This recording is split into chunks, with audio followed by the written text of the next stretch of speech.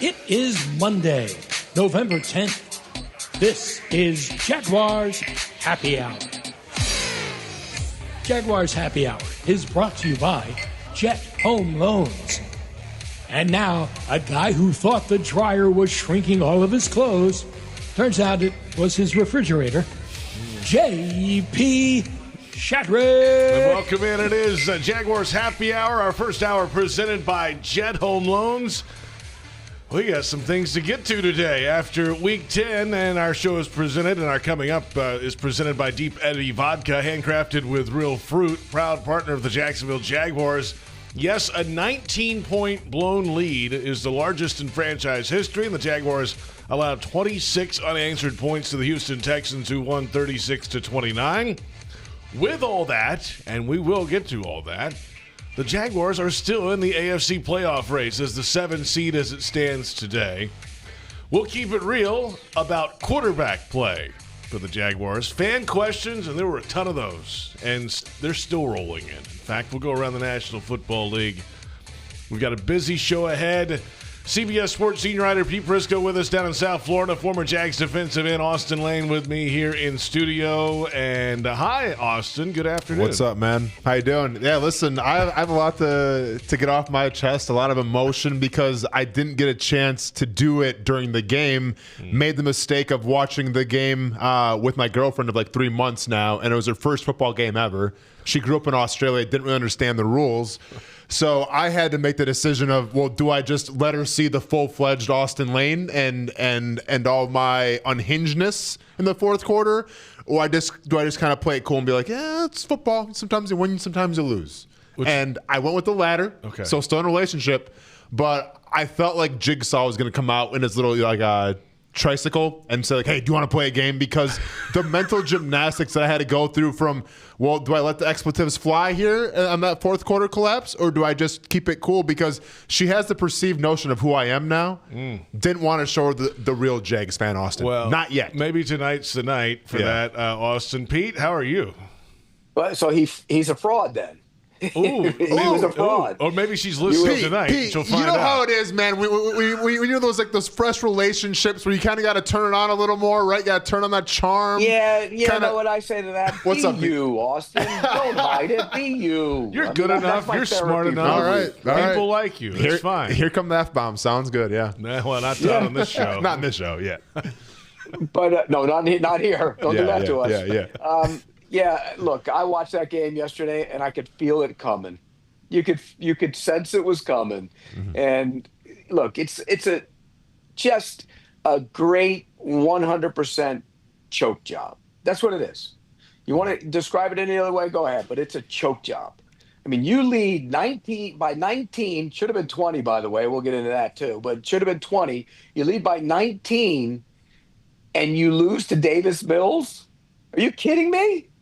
Yeah. I mean, we'll dissect it every which way imaginable. I watched the tape today and threw up again watching it. That's how bad it was. I mean, it's awful. The fourth quarter, obviously, all hell broke loose where the Jaguars offense couldn't do anything. They had one first down in the whole quarter, a couple of 3-and-outs, and then on the other side, the Texans couldn't stop moving the football, and the Jags couldn't get off the field defensively, and Davis Mills caps it off, by the way, with his legs. 14-yarder on 3rd and goal for the go-ahead score, which is just a backbreaker, and there's a lot of things that built up to this in the fourth quarter. But, for me, it kind of felt it after that first touchdown and the two-pointer. It's like, okay, wait a minute. It's a 2-score game all of a sudden. There's a lot of football left here, and if they'd just moved it offensively, I mean, you can go both sides here, and we're going to go both sides. Yeah. Offense and defense had a hand in this thing. No, without offense and defense definitely had a hand in this, right? I mean, towards the end, this seemed like the defense's game to win, to go out there and stop a quarterback of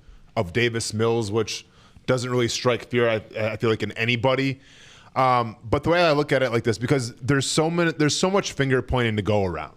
And no one's really safe from it. And we can say offense, defense, special teams actually played pretty well. Yeah. But the way, like, where I want to start, or at least where I start at it, is if you go around every single NFL roster and you see the top 5 highest players, and then you go, okay, how are they contributing? The good teams are going to be, okay, top 5 highest players, they're playing pretty well, or they're contributing. If you get on the list of the top 5 highest paid Jacksonville Jaguars right now on this franchise, and you see how they did yesterday, you have nothing positive to say. Trevor's one. Clearly not playing worth the money. No. Number 2 is who? Hines Allen? Right. Josh Hines Allen. Was a no-show. Missing in action. There's no – look, we all like Josh, and Josh has had some good games, and Josh probably frustrated by the fact he gets a lot of chipping, but he was a no-show on Sunday. And this is my point, Pete. Who's 3, 4, and 5? I'm going down cap hit here, okay? Lawrence 1, Hines Allen 2. Trayvon Walker actually is the 3rd highest cap hit. No show. Foye Oluokun. Just a guy. I mean, he makes a lot of tackles, but where the impact plays. Devon Hamilton. He's the 5th highest paid? By cap hit.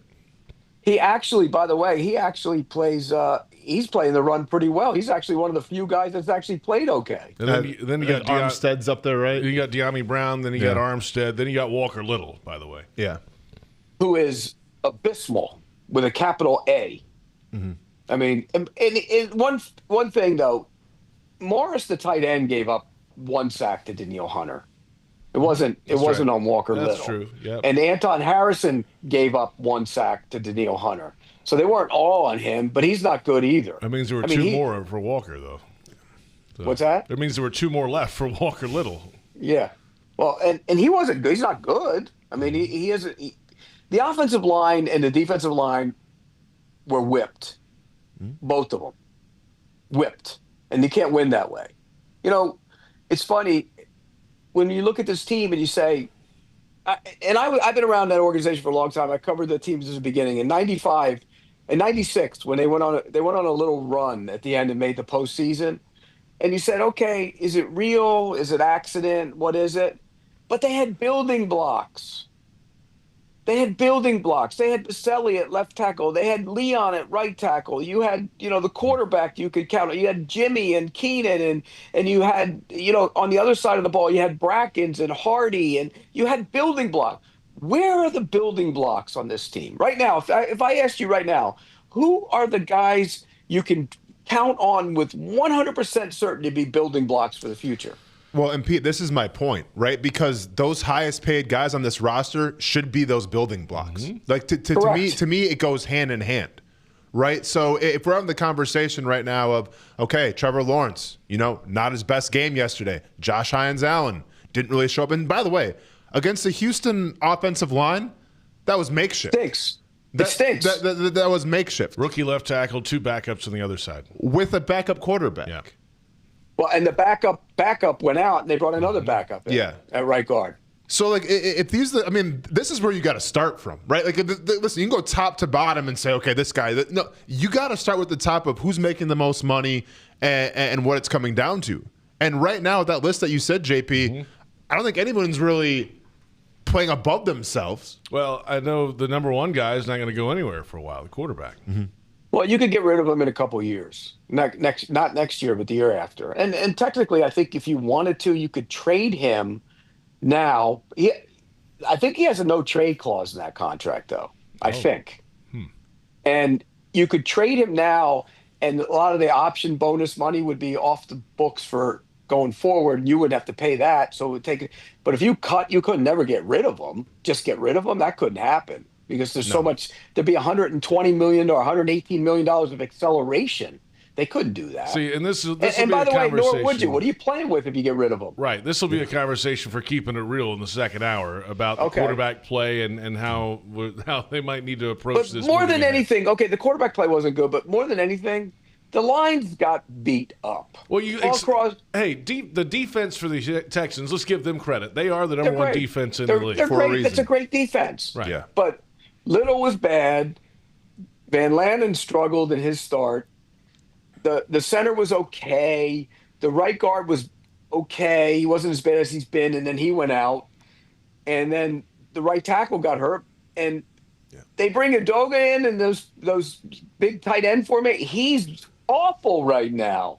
He can't block anybody, and he gets penalties out all over the place. And so you go to the defensive side of the ball, no pass. By the way, the sack that Trayvon Walker had? Yes. Where he had the penalty? Yeah. You know what that was? Trent Brown tried to cut him because it's supposed to be a quick throw, and he jumped over the cut. It wasn't like he won. Yeah. He didn't win. He jumped over him. And the other one where he pressured him the one time, they didn't block him. He's not winning against anybody. They picked that man over Aiden Hutchinson. Think about that. Yeah. And listen, and he'll always be compared to Aiden Hutchinson too. Like that's just the fact of the matter. And they didn't. The previous didn't. But yeah. I mean, there's a lot of frustrating things to take away. You saw this offensive line at home against Houston hold up there in the bargain, right? Like I understand that the offense wasn't on full display, game one against Houston here in Jacksonville, but I thought the offensive line that game did a fantastic job. So I'm not sure what changed from then until yesterday, because it wasn't like Houston out-schemed you. Like this thing about the Houston Texans defense, they have so many big names, so many like star players.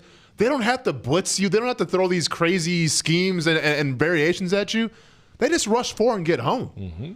So I want to know what changed from the first Houston game to the second Houston game. I wish I had an answer for it. Well, they ran the ball in the second half of the first Houston game. They did do that. Correct.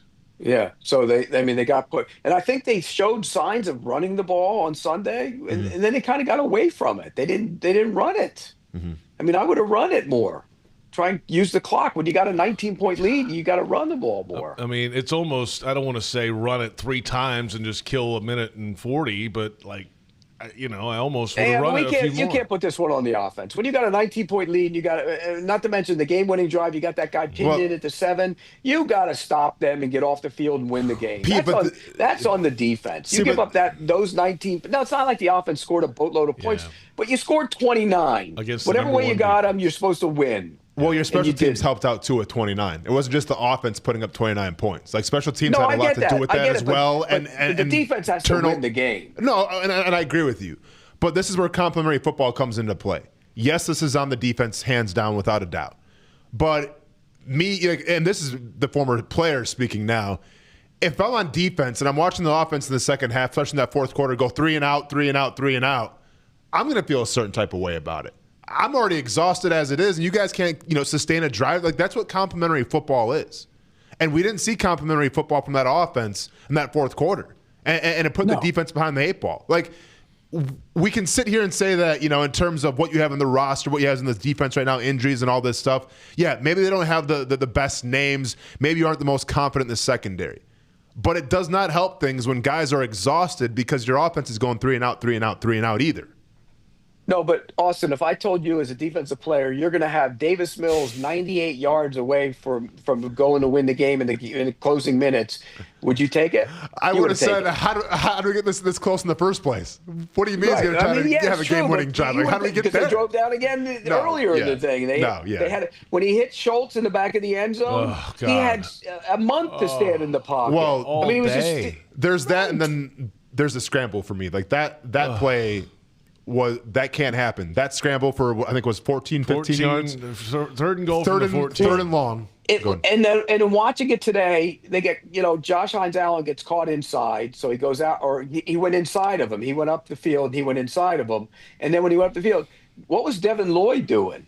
I couldn't figure out what he was doing. He has his back to him, and then Newsome got caught inside and couldn't, for whatever reason, couldn't get back outside. It was just it was a horrible defensive play. You let that guy run for the game-winning touchdown. It should never happen. That was one of the first things Liam Cohen said in the post-game interview was like, we let their guy run for 3rd and 14 game-winning touchdown. It was one of the first things on his mind was that. See, there you go. Allen up the field. He comes inside of him. What is Devin Lloyd doing? He's getting blocked out like a rebound. What? And he's getting blocked out like a rebound. Like the guy. No, he wasn't. He had his back to him. No. Run that again. I know when he finally turned around, the guy's got his hip on him. Yeah, I'm with you. Yeah, but okay, here he is. I'm saying he should have plowed through. There he is. Turn back to him. Right. And he's got to help over the top. He didn't need to do that. Right. That's just it. When you really dissect the defense, the talent ain't that great. Let's be real. It's just not. You can't rush the passer with 4, so you got to try and blitz, and your safeties can't cover a lick. I mean, one can't run, and the other one never in position because he doesn't know what he's doing. I mean, Antonio Johnson gets so caught out of position all the time, it's unreal. You saw it in the game last week. He should have batted. If they don't bat the ball down, his guy's wide open in the back of the end zone. They should have won the game. So then he gets out of position, and the other guy can't run at all. So you can't really blitz and expose those guys. Monteric Brown can't run, so he can't cover anybody in man-to-man situations. So what do you do? I mean, Campanelli's he's caught between a rock and a hard place unless those pass rushers start doing something. I always try to err on the side of the players here, being a former player myself, but there's no scheme, there's no magic thing that you can draw up to try to be successful right now in defense.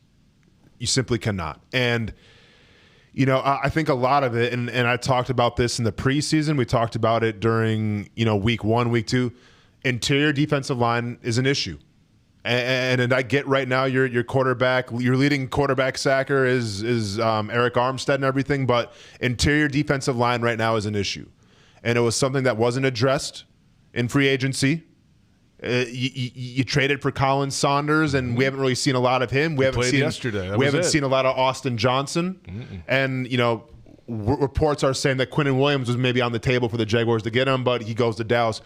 Nevertheless, this was a problem all preseason, and now we're here, and what you have is what you have. And unfortunately, you can't scheme out of this. It's just you got to do with what you got. Guys got to play better. And Armstead actually played pretty good football on Sunday. I'll give him that. Yeah. He was actually better. And we'll dig deeper onto the defense coming up in just a little bit. We're going to flip it back to offense and that offensive line when we return, and some of the injuries and what happened in the fourth quarter or didn't happen in the fourth quarter. Offensively, not much happened in the fourth quarter offensively for the Jaguars. A busy 2 hours ahead, and if you want customized Jags furniture for your home, check out zipchair.com and browse all customizable options. Zipchair furniture for fans. We've got a long list to get through tonight. It is Jaguars Happy Hour presented by Jet Home Loans.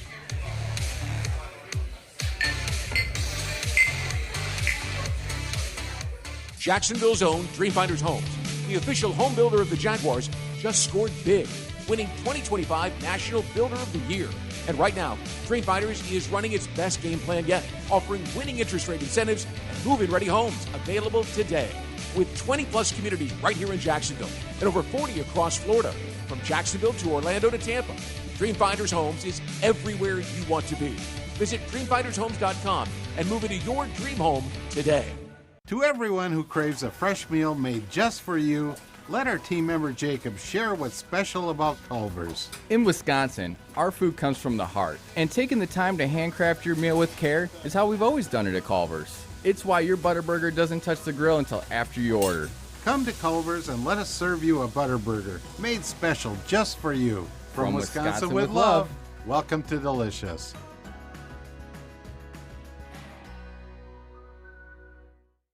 Football and Miller Lite. Duval's greatest pairing. Can cracks at kickoff.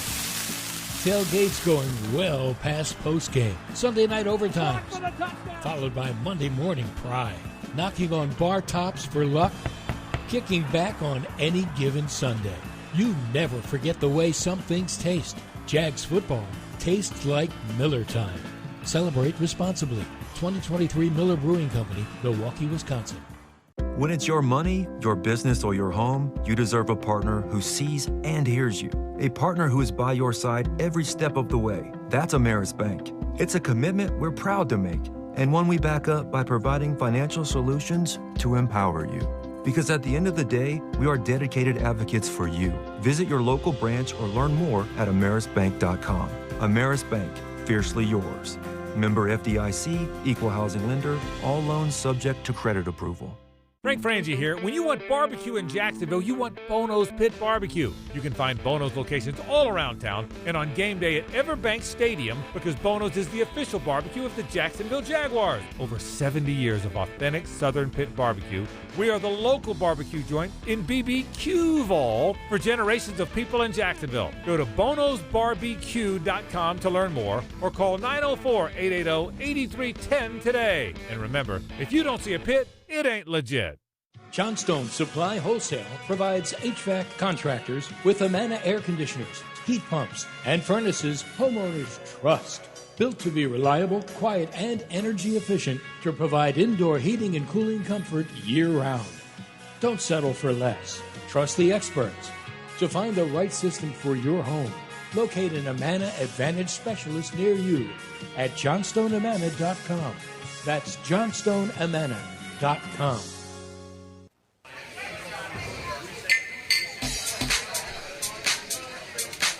Give all the credit to them. They are a really good defense. So they made some plays today where, good defenses, good teams are going to make plays, but I also feel like we left some stuff out there that we had some opportunities, and we just have to be better and make those moving forward. We need them. We got to play better offensively. We got to move the ball better, got to score more. Had a lot of short fields today, and we just got to take advantage of that and be able to, put a team away when you got them down that much, and you got to be able to finish and put the game away. That is the quarterback, Trevor Lawrence, after the game in Houston yesterday. A collapse, the largest in Jaguars history, 36-29 final score. Texans with the victory. They improved to 4-5. Jaguars fall to 5-4. And we're on 1010XL, Jaguars.com, Jaguars YouTube. It is Jaguars Happy Hour, presented by Jet Home Loans. Plenty to get to. We'll dig deeper on the defensive side of the football coming up in just a little bit. But we'll stay on the offensive side here, and we're going to dig deeper into Trevor Lawrence's day and keeping it real. We're going to fake it the first hour and a half, and then we'll get to keeping it real here just a little bit. We've talked through this offensive line, but they had some players down, right? Ezra Cleveland was out, left guard. They were down to two tight ends again yesterday. Hunter Long was out. McCary goes down in the fourth quarter. Harrison left the game. They were missing some. Obviously, Brian Thomas Jr. did not play in the game. Parker Washington had, I think, one of his better days, obviously with the touchdown and a punt return touchdown. But, where are they with the skill guys right now on this team? And the running back, like you said, they only ran for 58 yards for ETN on 16 carries. And, you could argue they could have run it a little bit more in the fourth quarter. Yeah. If you're asking where they're at with their skill guys, and we've been preaching this, I feel like the past couple of games in terms of what the game plan's got to be, who your identity's got to be. And I get you're paying your quarterback a lot of money, but you want to see Travis Etienne carry the workload. And you want to see more of running the football. And that's in the first half, and that's the second half as well. I think – and I spoke about this before a little bit. I always feel like sometimes in the second half when the Jaguars are up, it seems like Liam Cohen wants to get his quarterback some more confidence and make him feel better about everything. And I think in doing that, sometimes you lose back to the big picture of trying to win a football game. And I think yesterday, should have been winning the football game, run the ball in the second half, and they didn't really do that. And then they went 3 and out, and you put your defense up in a bad position. Well, here's the other thing. I can't remember if it was after the turnover, but they had a 3rd and 2. And he ran a zone read. And he handed it to ETN. Yeah. And he got stuffed. If he pulls it, he walks in. Do you remember that play? Absolutely. He walks in. What would lead you to hand that ball off and not pull it and run with it? Mm-hmm. Those are the little things that are missing. What was the penalty on the goal line when it was called? It was a legal shift or a legal formation. Which one was that? When they threw the ball to Myers on remember, it would have been a touchdown. False start. Yeah, there you go. Another one. Yeah. Those are the little things. They just kill you. Mm-hmm. The pre-snap penalties. Look, I'm with you. Run the ball. They need to run the ball more, particularly with the way the skill group is now, constructed. But I don't think in the second half when they didn't have the ball that much in that fourth quarter. But when they got the ball back, when they had just scored to make it 29, 24. Yes. Yeah. What was that three play sequence? I got you right here, Pete. It is 29-24 Jaguars. And the Jags, that was after the return, the long return by Tootin, right? Yeah, 41-yard return to the Jaguars' 45-yard line for Tootin, so 7:29 to play. And the Jags are up 5. So Trevor Lawrence scrambles left in. He ran out of bounds for 3 yards. So they called it. They called a pass play on first down. ETN left tackle for 3 yards on the ground. Should have been, by the way, about a 5-yard gain or 7-yard gain because they kind of ran a cross buck on that play where they ran him from the wing and he missed and there was a block that needed to be held a little longer and it would have been a bigger run. So I can't fault. I mean, that one wasn't on him, but it could have been a better game. Sets up 3rd down and 4 at the Houston 49. Sack, Lawrence right? Incomplete, short left to Parker Washington. Yeah, he was getting pressured, though, if I remember correctly. So, look, so you go pass, run, pass. And you use about, 35 seconds of the play, a minute? They punted it back with 6:16 to go. So a little over a minute. That's something you got to look at that. Now, I could also look at it from the standpoint that you got the ball at the 44, right? Isn't that what they were, 45? Yeah, 45-yard line. They're on. So even if you're in the back of your mind, you're saying, okay, get me 20, I'm getting a field goal and make it 8. Or if you don't get it, I'm going to punt them back in, and that guy's got to go 93 yards to go beat me. Well, he did. He did. So that could also impact the play call in there. You know what I mean? You're not just trying to burn clock. You're trying to get points out of that to make it an 8-point game. True. And by the way, if you had kicked the extra point, you would have been trying to make it a 9-point game. Yeah, let's get to that, by the way. I don't understand it. As you make the point, then they can't just get a field goal. I mean, you're right. I mean, yeah. See, to me, once again, that play call in that moment, and I don't know what the analytics say. You know, I feel about analytics. It seemed like there's like, hey, let's try this out. Like it was almost like they're thinking, like, hey, they're going to come back and score a bunch of points on us, so we better get this 2-point conversion. Like, you can't think like that. So what was the I really don't understand on that?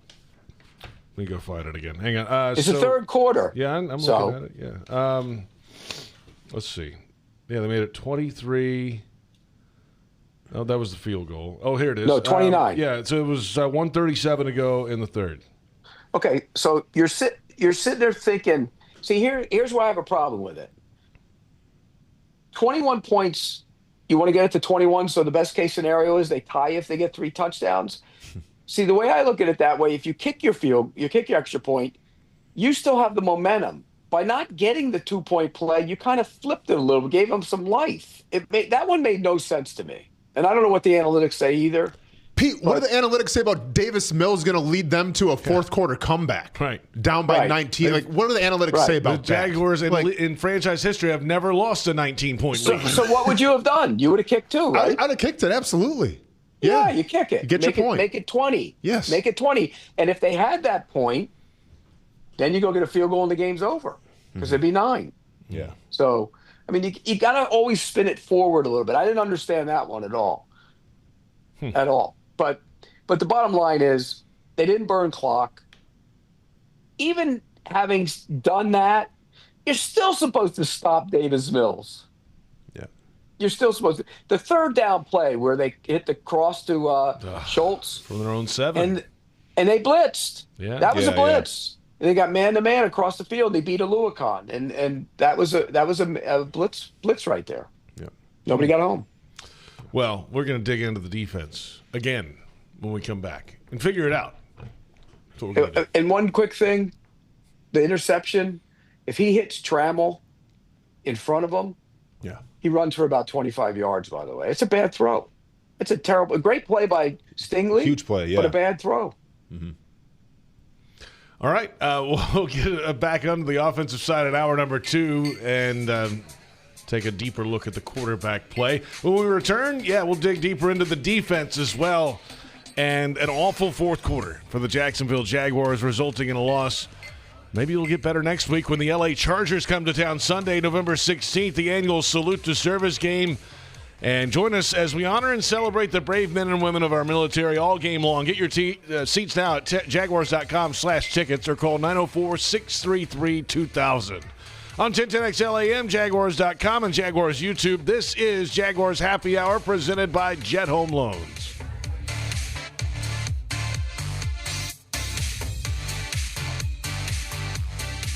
Jacksonville's own Dreamfinders Homes, the official home builder of the Jaguars, just scored big, winning 2025 National Builder of the Year. And right now, Dreamfinders is running its best game plan yet, offering winning interest rate incentives and move-in-ready homes available today. With 20-plus communities right here in Jacksonville and over 40 across Florida, from Jacksonville to Orlando to Tampa, Dreamfinders Homes is everywhere you want to be. Visit dreamfindershomes.com and move into your dream home today. Jacksonville builders score big with DL Cabinetry. As the official cabinet supplier of the Jacksonville Jaguars, they offer top-quality kitchen and bathroom cabinetry for any project. Enjoy fast turnaround, complimentary design, and great prices. Visit dlcabinetry.com today to learn more and to become a dealer. Limited spots available. DL Cabinetry, the winning choice for builders. Daly's Dash is not only your Jaguars game day stop, but a great place to grab a meal any day of the week. To honor the Jags and the fans, we've crafted the Duval Sub. The Duval comes with freshly sliced turkey, ham, melted cheddar, and habanero jack cheese, topped with crisp lettuce, fresh tomatoes, and a double portion of our secret sauce, all served on a fresh roll. Come by your local's Daly's Dash today to get your delicious Duval Sub. Daly's is the official convenience store sponsor of the Jacksonville Jaguars. Are you ready to love how you feel, look, and live in every season? At Elace, we offer more than just luxury med spa treatments. We provide a serene, judgment-free space where you can reconnect with the best version of you. Whether you want to refresh your natural look with Botox or Dysport, pamper yourself with a relaxing hydrofacial, or rejuvenate your complexion with laser resurfacing, our expert team in Jacksonville is here to tailor treatments to your needs. Visit Elace.com today and start your journey to loving yourself. Hey Jags fans, stop dreaming of creating your game day fan cave and build the Jaguars den of your dreams with ZipChair. When it comes to maximum comfort, ZipChair.com is the only place for officially licensed Jaguars recliners, sofas, bar stools, office and gaming chairs, all featuring high-quality embroidered Jags logos. Crack open a few cold ones in the comfort of a ZipChair and make your home the place to be on game day. Head over to ZipChair.com and save 20% today. Use code JagsRadio at checkout. ZipChair.com, furniture for fans. New job, new city, new you. Find your fresh start at Point Grand Apartments in Jacksonville and Brunswick. Step into a brand new 2-bedroom apartment with open layouts, sleek finishes, and space to make it your own. Enjoy resort-style pools with cabanas, 24-hour fitness centers, and pet-friendly perks that make every day easier. Live close to work, the coast, and everything you love without the stress. With 8 great locations and endless possibilities, your fresh start begins at pointgrand.com. That's pointgrand.com. Start fresh today.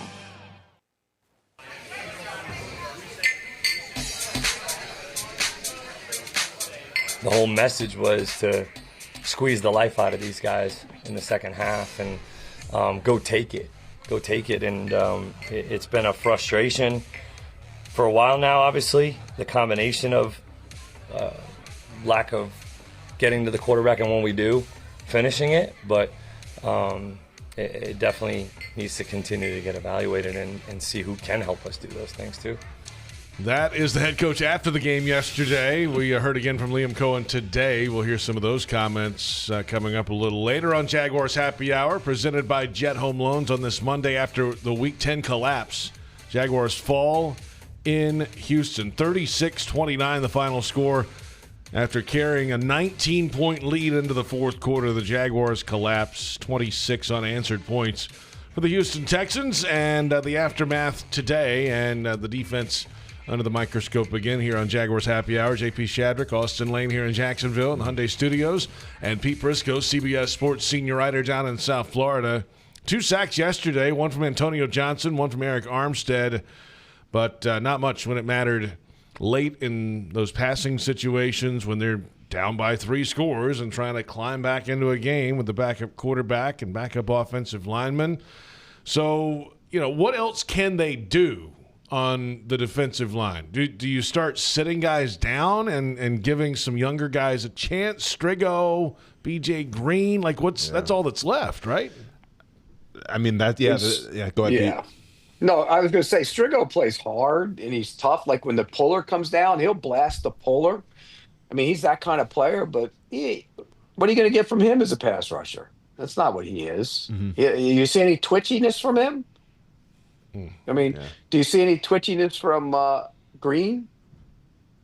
Have you seen that? I mean, yeah. Well, I mean, we haven't had a lot of time on task either, by the way. So they're both undrafted rookies. The only thing reason. you can, I think, something they could do is make Walker play inside more. Trayvon Walker, yeah. Yeah, he ain't winning outside. Yeah. But then comes the question, Pete, then who do you replace him with? Like, is Smoot going outside? See, Smoot looks like to me, and I think Smoot's age is impacting him. He doesn't play a ton of snaps. I think that's impacting him a little bit. He also looks like he's gotten heavy.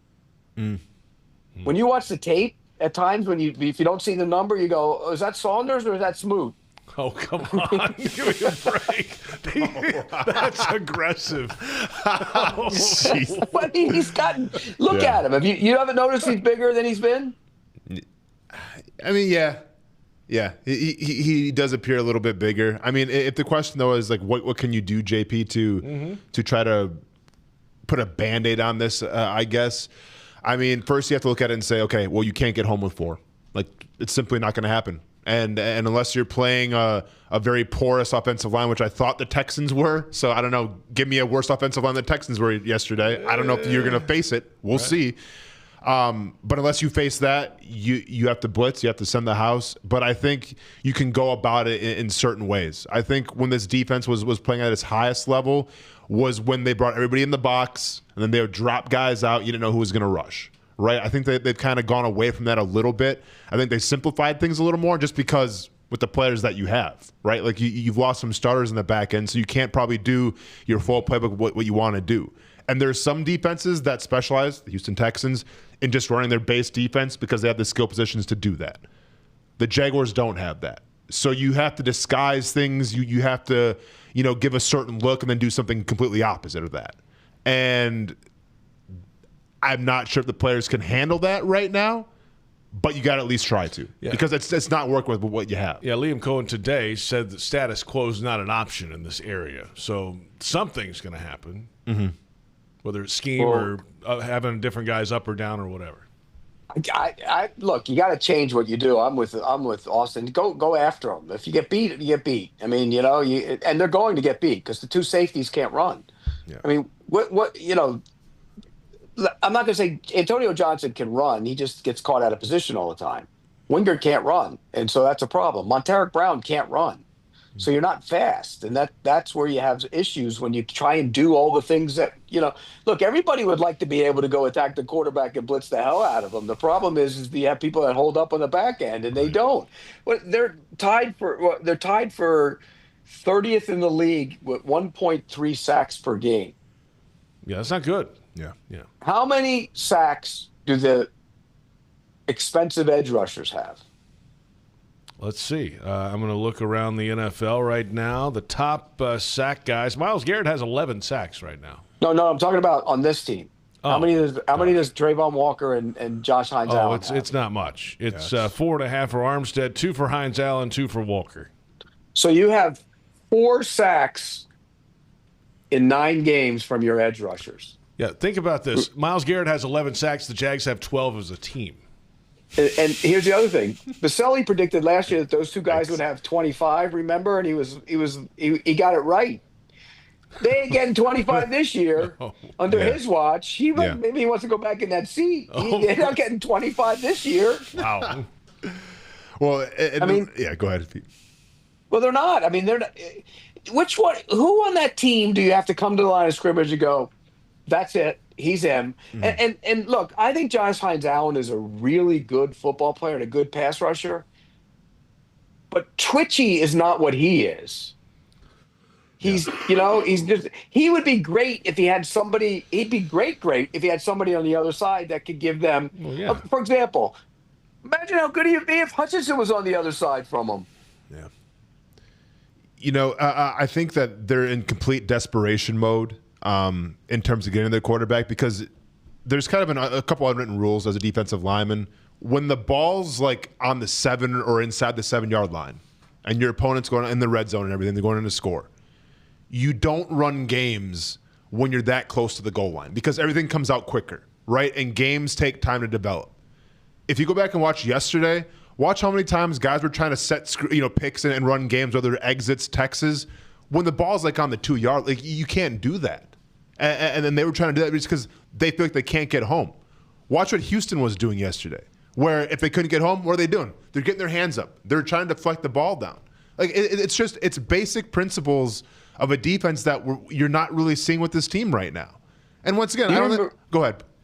Oh, no, I was going to say, Austin, do you remember the one play where you talk about stunning and Walker looped around, and when he looped around, he ran into the 3 Jaguar players. They all were in the middle of the. You remember? They were all inside. Absolutely. Nobody got near them. Yeah. They ran into each other. Yeah. I mean, there's just fundamental. You're right. The fundamentals at times are bad. And Hines Allen does get chipped a lot because there isn't anything really on the other side. So they put the tight end over there, and he has to deal with that. On a Sunday, though, he was handled by that rookie. The rookie he dominated the last time out, handled him on Sunday, which that's not a good look. Guys, another concerning thing was the final drive for Houston, where they're driving down the field. They're running the football on this team, too. I mean, the Jags gave up 63 rushing yards in the fourth quarter, most of that on that final Texans possession to take the lead. They're gashing them 5, 7, 10, 2 different backs. And once again, I think that comes down to more exhaustion than anything. Okay. Right? Like, if you watch that Davis Mills 12, wherever, 13-yard run for that touchdown, watch the defensive line, how they react to it. Yeah. I mean, the game's on the line. Davis Mills is at quarterback, and I'm not seeing 100% effort trying to go after. I think I'm going to err on the side of these guys were exhausted. Now, is that an excuse? I mean, take it for what you want. But I think guys were tired, man. And you saw it. And once again, this is an example of complimentary football where you're not helping your defense out when you're going 3 and out. Watch right here. Trayvon Walker put his hands up. But watch Eric Armstead. Like, oh, watch, no. Watch. I mean, is that full speed? I don't think so. That's not full speed. By the way, the game, there's 30 seconds left of the game. Who are you talking about? I want to hear who you're talking about. Watch Eric Armstead here. Eric Armstead, yeah. Watch this pull up. Yeah, Armstead. And we don't know what Lloyd was doing. Guys are exhausted. Yeah, I mean, if you're going to run full speed with 30 seconds left with the game on the line against a divisional opponent who should be one of your biggest rivals, I don't know what to tell you. I think guys were tired. Well, Houston was on the field the same amount of plays on offense on that drive too, by the way. So, I mean, after the 3rd and 10 from the 7 completion for 20 yards, it was 5-yard run, 6-yard run for a first down, 5-yard run, pass for a first down, 12 yards. There were a couple bad run fits on that drive too. 12-yard run from Chubb, 7-yard run from Chubb, and then they started throwing it around.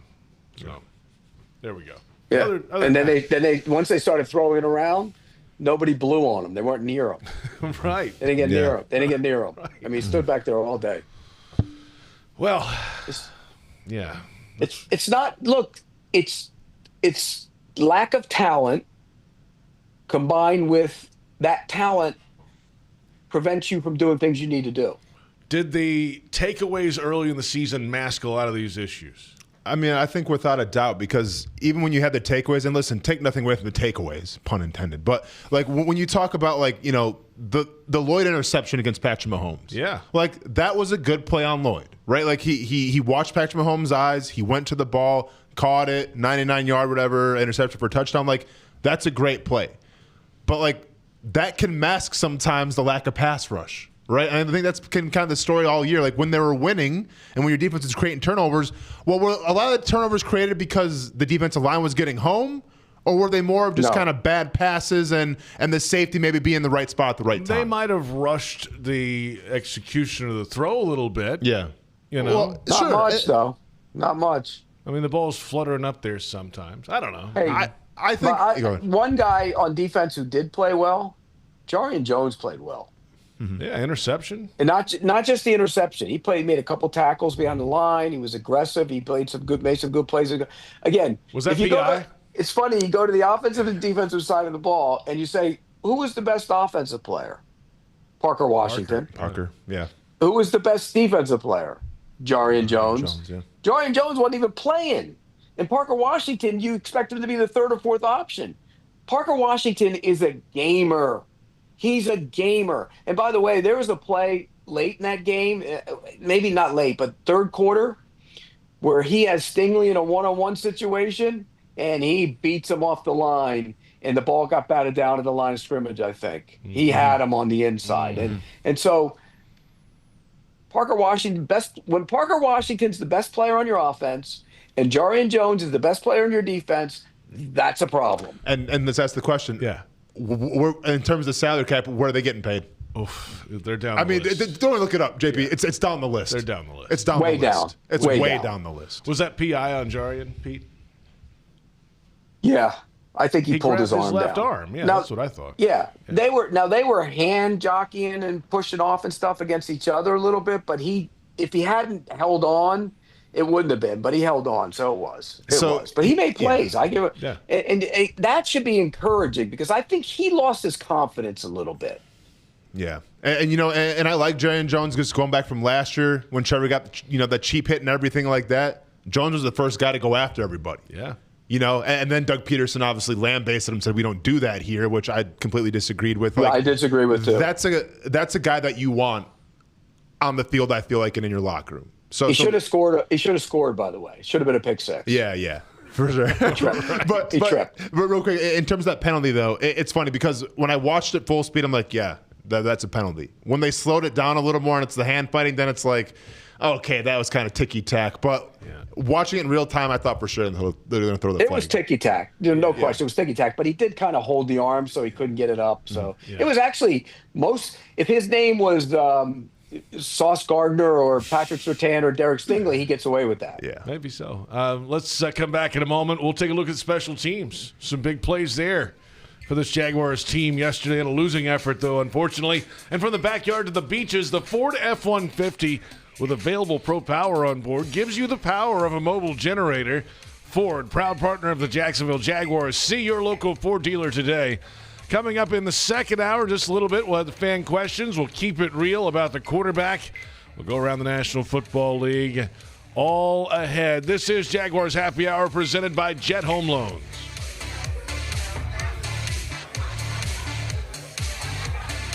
Jacksonville's own Dreamfinders Homes, the official home builder of the Jaguars, just scored big, winning 2025 National Builder of the Year. And right now, Dreamfinders is running its best game plan yet, offering winning interest rate incentives and move-in ready homes available today. With 20-plus communities right here in Jacksonville and over 40 across Florida, from Jacksonville to Orlando to Tampa, Dreamfinders Homes is everywhere you want to be. Visit dreamfindershomes.com and move into your dream home today. Hey, Duval, here's your chance to be face-to-face with the Jags as they take the field on game day. Jump in the shadows and experience the Jaguars like never before. Enter today at everbank.com/shadows for your chance to be part of the action. No purchase necessary to enter or win. Open to legal residents of the 50 United States and D.C., 18 and older. Entry periods for the sweepstakes are from 8/4/25 to 12/21/25. For official rules and complete details, visit everbank.com/shadows. Sponsor and administrator, Everbank, N.A. member FDIC. Jaguars fans, it's that time of year. Some of the most anticipated gear of the season is here. Salute to Service is back. Jerseys, hoods, t-shirts, headwear, and more, all inspired by those who serve. This top-selling collection sells out fast, so put your game face on. Visit our store and grab your camo Jags gear before it's gone. Also available online at shop.jaguars.com. The Jags Pro Shop, a Fanatics experience. Duval! Game day means it's time to get loud, get proud, and get real. As a proud partner of the Jacksonville Jaguars, Deep Eddy Vodka brings real flavor made with real ingredients to every tailgate, watch party, and post-game toast. Handcrafted in small batches in Austin, Texas, Deep Eddy Vodka is distilled 10 times and is made with purified Texas water, real fruit juice, and pure cane sugar. Wherever you're cheering on the Jaguars, make every moment a real one with Deep Eddy Vodka, a proud partner of the Jacksonville Jaguars. Please stay drink responsibly. Deep Eddy Vodka is a product of Deep Eddy Distilling Company, Austin, Texas. 35 to 40% alcohol by volume, distilled from corn. Jaguars fans, are you ready to beat the heat? All season long, head to Mr. Chubby's Wings in Ponte Vedra Beach, Fleming Island, and the West Side to cheer on your Jags. And here's the game-changing play. Order the Beat the Heat Special, which includes 12 of the best wings in town, and score a free milkshake or ice-cold milk in the Jaguars Souvenir Cup. Thanks to our friends at Florida Dairy Farmers. Fuel up, cool down, and celebrate your Jaguars with Mr. Chubby's Wings and Florida Dairy Farmers, the ultimate game day team. Jacksonville Builders score big with DL Cabinetry. As the official cabinet supplier of the Jacksonville Jaguars, they offer top quality kitchen and bathroom cabinetry for any project. Enjoy fast turnaround, complimentary design, and great prices. Visit dlcabinetry.com today to learn more and to become a dealer. Limited spots available. DL Cabinetry, the winning choice for builders.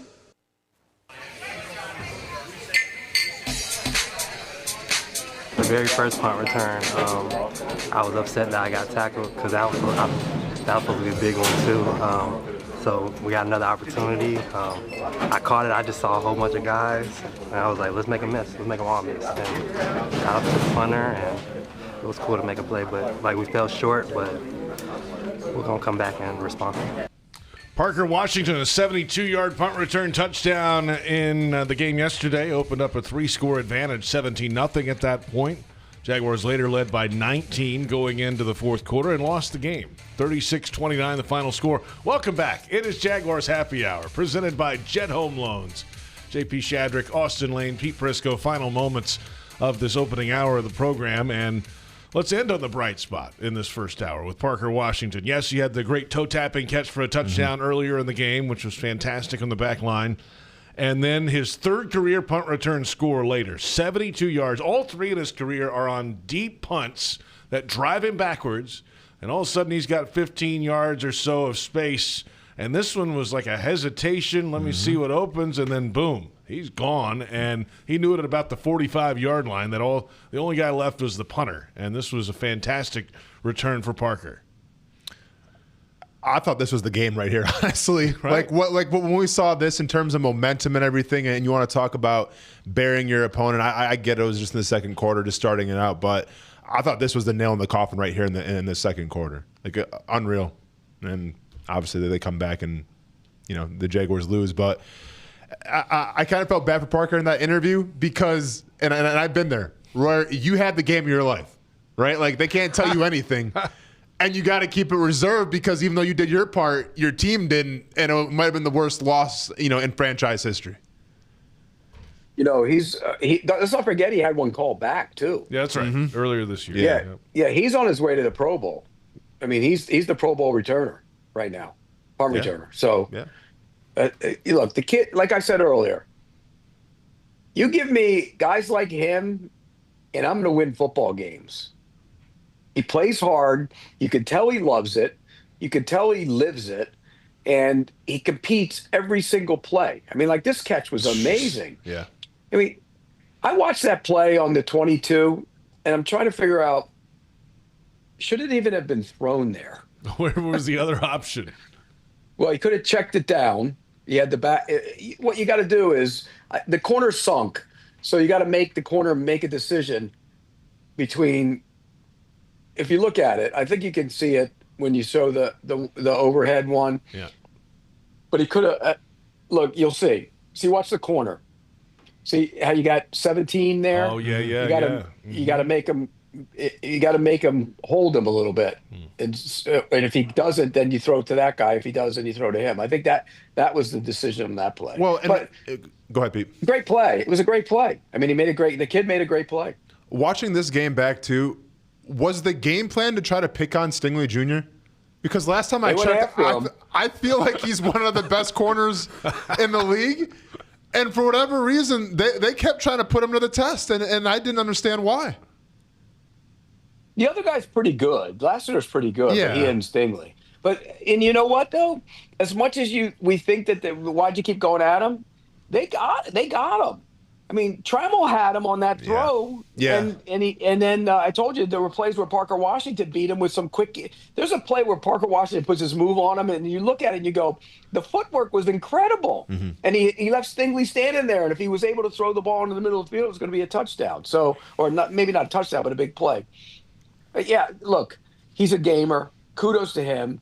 You can just tell it's important to him. And you're right. He wanted to say everything he wanted to say about himself, but he couldn't because his team blew a 19-point lead in the fourth quarter. Unbelievable. Hey, kid, enjoy it, buddy. You did it. Yeah. 73-yard punt return officially. Also, Tootin had a 41-yard kickoff return that we mentioned briefly earlier. But Parker Washington, the first NFL player since Naheem Hines of Indy in 2019 with 2 punt return touchdowns in a season.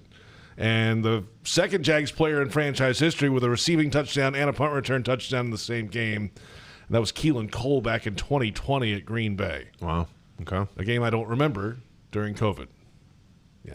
That's right. It was a COVID game. It was weird. It was a weird one. But it worked. So it's he's doing stuff that doesn't really happen too much. Well, and then also too, we're talking special teams. I mean, props once again to Cam Big, as I call him now, because dude was money again. You know, like lost in all this, lost in the horrible loss, but and man, they would have lined him up for a 61-yarder there at the end to win it. Yeah. If the hands in the face doesn't happen. Yeah. Oh. Yeah. And then, can I just ask one quick question? What the hell was that on the final play of the game? Oh, you talking about there was no. By the way, it wasn't a Hail Mary. No. I think they were trying to go into the boundary again. Maybe I don't know, but it was taking too long to develop. Time to get to the boundary? I don't know, man. It was like 6 seconds, right? Yeah. Yeah, I mean, you had to go for the end zone there. Like anything you caught in bounds was going to be over for you. They didn't run anybody to the end zone. They didn't run anybody to the end zone. Yeah. Not one person. So I think they got caught not realizing what they needed to do in that scenario. But did you see the way Liam Cohn threw the headset and everything down? Oh, yeah. There's some perception out there that was directed at his quarterback. I don't buy that. I think it's directed at the 19-point lead that they blew. Yeah. That's what I think. That's what I think. Since we're on the Liam Cohn thing, quick, maybe after the break we talk about this a little more. The press conference, where I felt like he kind of put the defense on blast a little bit. Yeah. So he didn't back down from it today, right, JP? No, he didn't. He doubled down. I kind of want to, I kind of want to address that a little bit. Okay, we'll dig into all of it when we come back. 1 hour down, 1 hour to go. We'll keep it real about the quarterback. And yes, fan questions as well. It's Jaguars Happy Hour presented by Jet Home Loans.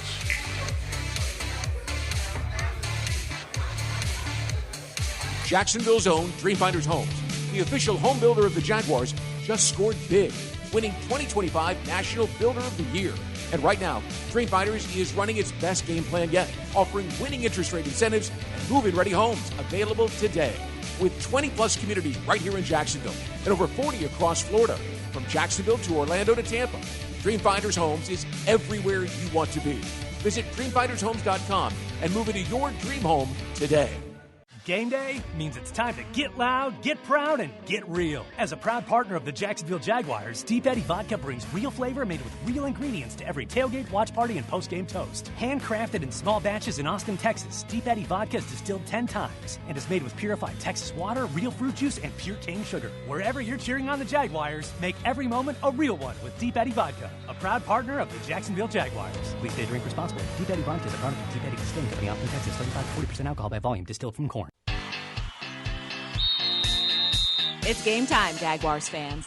This season, feed your fandom with the Jaguar sub from Publix, the official supermarket of your Jacksonville Jaguars. Wow! Sink your teeth into crispy chicken tenders, boar's head bacon, melted cheddar, sweet coleslaw, and smoky barbecue mayo, all stacked on a fresh white roll. Taste the hype only at Jacksonville Publix locations. Publix, where shopping is a pleasure. Chelsea here, ready to upgrade your windows or patio doors? During Renewal by Anderson's Black Friday sales event, buy now and pay nothing until 2027. That's 0 down, 0 payments, and 0 interest for 2 full years. Our Acclaim Impact windows are built for Florida homes, designed to help you save on energy bills while keeping your home comfortable all year round. Restrictions apply. Visit bestwindowsflorida.com to schedule your free in-home design consultation. License number CGC 1527613. Renewal by Anderson, where comfort meets savings. Watch the game, host your crew, or just unwind at BC Grill and Patio at Sheridan Jacksonville, part of the Marriott family of hotels. Enjoy craft cocktails, tasty bites, and indoor-outdoor seating perfect for watch parties, happy hours, and events. Mention this radio ad for 10% off food and drinks. Visit SheridanJacksonville.com or call 904-564-4772. Jaguars fans, are you ready to beat the heat? All season long, head to Mr. Chubby's Wings in Ponte Vedra Beach, Fleming Island, and the West Side to cheer on your Jags. And here's the game-changing play. Order the Beat the Heat Special, which includes 12 of the best wings in town, and score a free milkshake or ice-cold milk in the Jaguars souvenir cup. Thanks to our friends at Florida Dairy Farmers. Fuel up, cool down, and celebrate your Jaguars with Mr. Chubby's Wings and Florida Dairy Farmers, the ultimate game day team.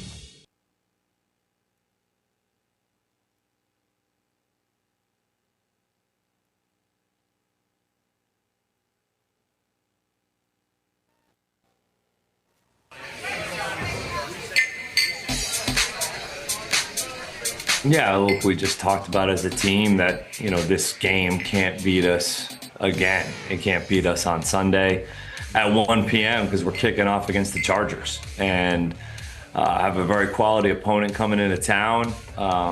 We're back at, we're at home and nothing, nobody cares.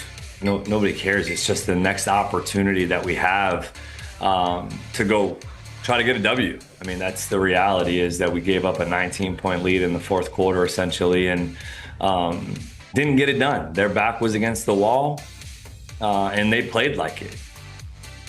It's head coach Liam Cohen today on a Zoom conversation with the media the day after a 19-point fourth quarter lead lost and a game lost in Houston, 36-29 the final score. Jags fall to 5-4, and welcome back.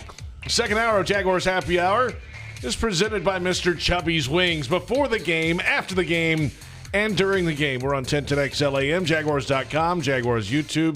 JP Shadrick with you. And, of course, yes, the Jaguars led 17-0. They took advantage of two early takeaways to build a lead and then a punt return touchdown to make it 17. They led 29-10 entering the fourth quarter. But then the Texans outscored the Jags 26-0 in the fourth for a stunning 36-29 win over the Jags. It was the largest blown lead in franchise history in a losing result. The Jags actually lost a 24-point lead in London in 2015 against the Bills, but ended up winning the game anyway.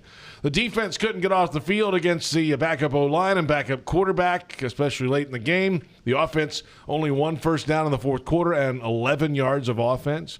Parker Washington, though, the bright spot, a touchdown catch, 74-yard punt return touchdown, and the Jags currently, though, even after all this, the Jaguars are the number 7 seed in the AFC playoffs if it ended today, and it sets up a pivotal AFC matchup this week.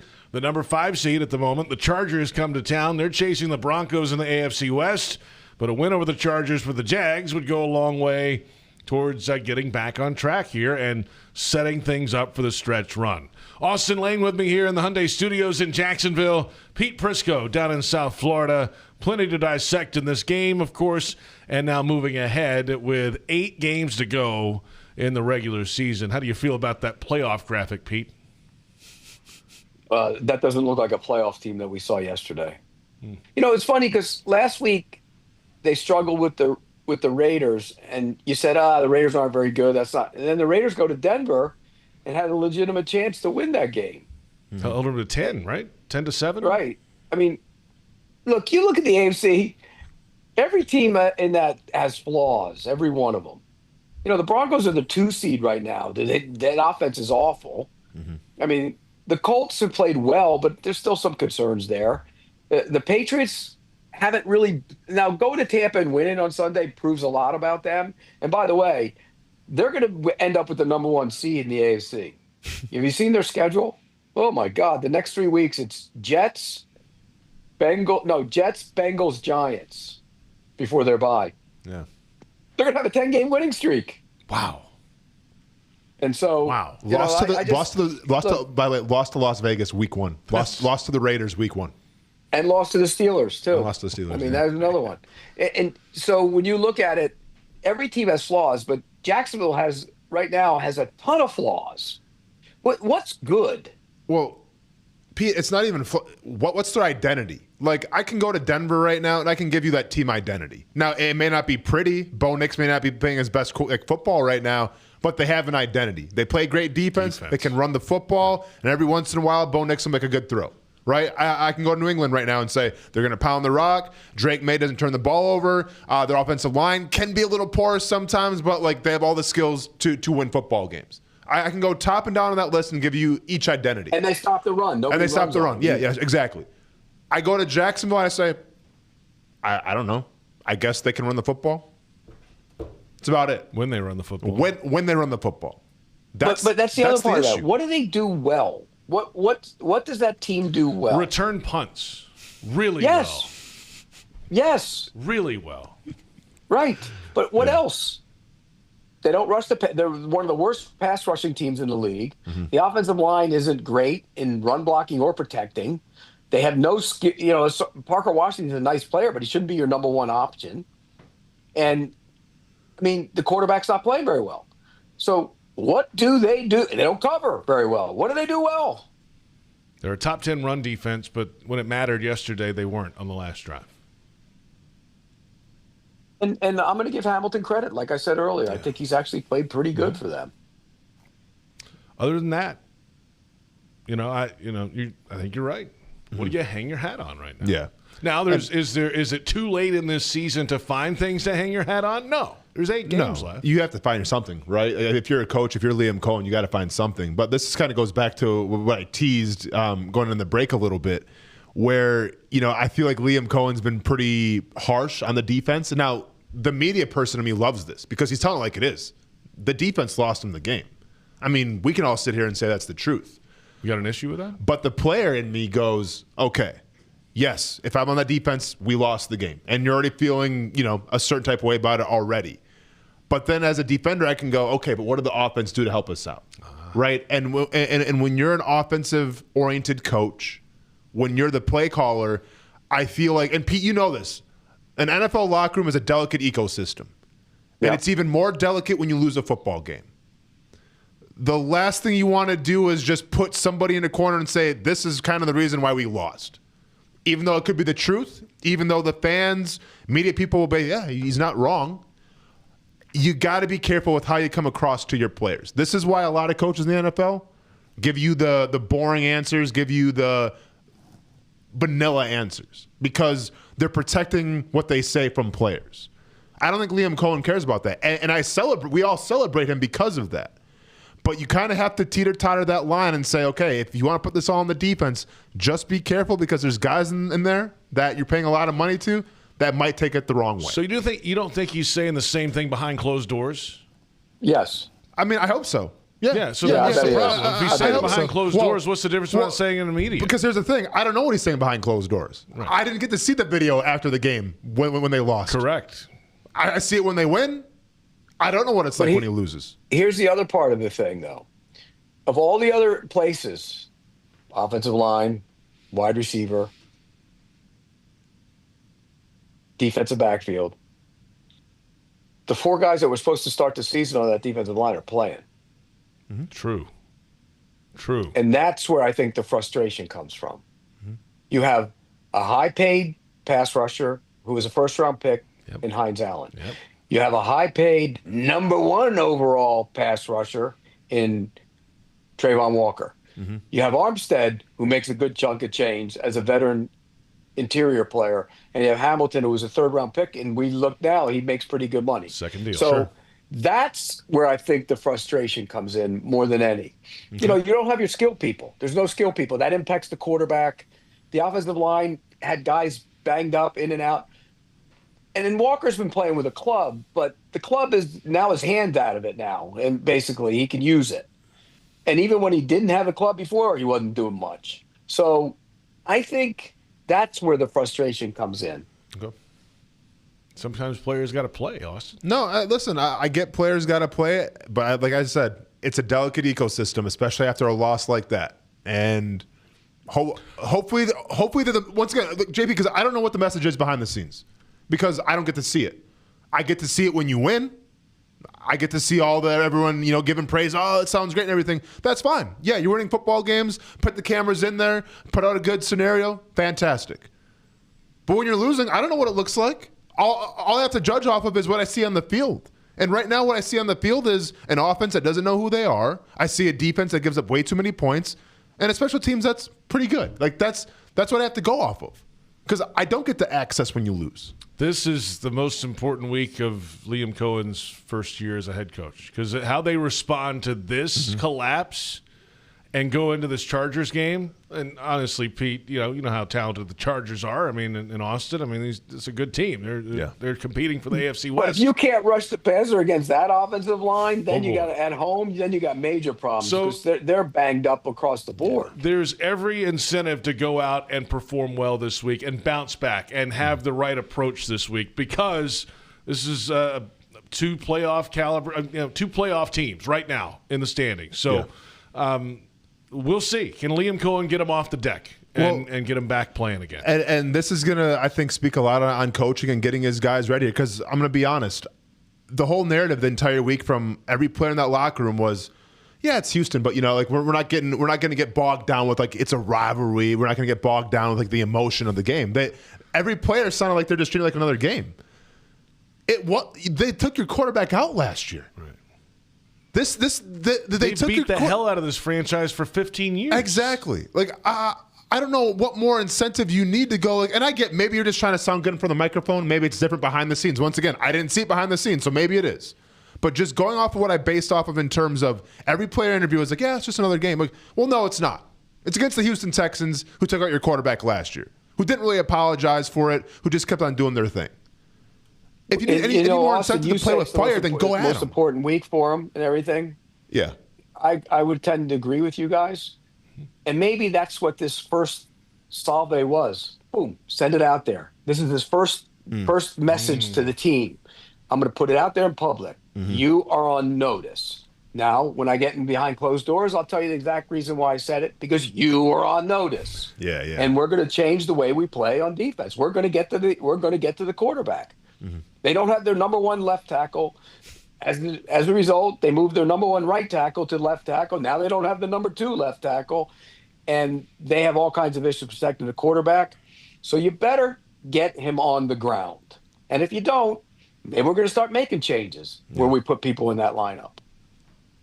It'll be interesting to see how it all goes down this week. We've got plenty ahead. Let's come back and keep it real. What was that? It's all been a farce. Oh, okay. Okay. Up until right now. We faked it. We faked it. We got through it. We faked it like Austin did with his girlfriend the other day. Hey, don't clip that now. That sounds way worse than it was, man. That sounds way worse than it was, Pete. I didn't mean it that way. Oh, I bet you didn't. I bet you did. That's right. Like who he was. He didn't show who you That's right, Pete. I got some in the chamber, Pete. Don't worry about it, man. We can go back and forth next break. It's all good, man. Hey, you didn't show her who you were. I feel bad. Did you want to see who I was after that loss, Pete? Be you. Oh, man. You showed your son when you cursed in front of him. I did. Mr. Chubby's Wings before the game, after the game. He has no choice. He has to see him every day. During the game. Oh, learning more about Austin Lane by the moment. And this is Jaguars Happy Hour, presented by Mr. Chubby's Wings.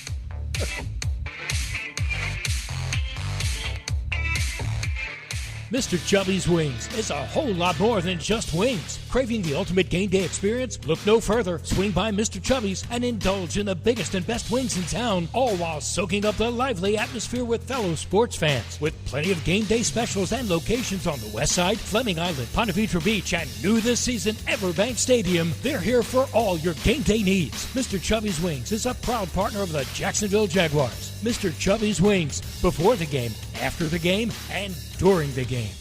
Johnstone Supply Wholesale provides HVAC contractors with Amana air conditioners, heat pumps, and furnaces homeowners trust. Built to be reliable, quiet, and energy efficient to provide indoor heating and cooling comfort year-round. Don't settle for less. Trust the experts.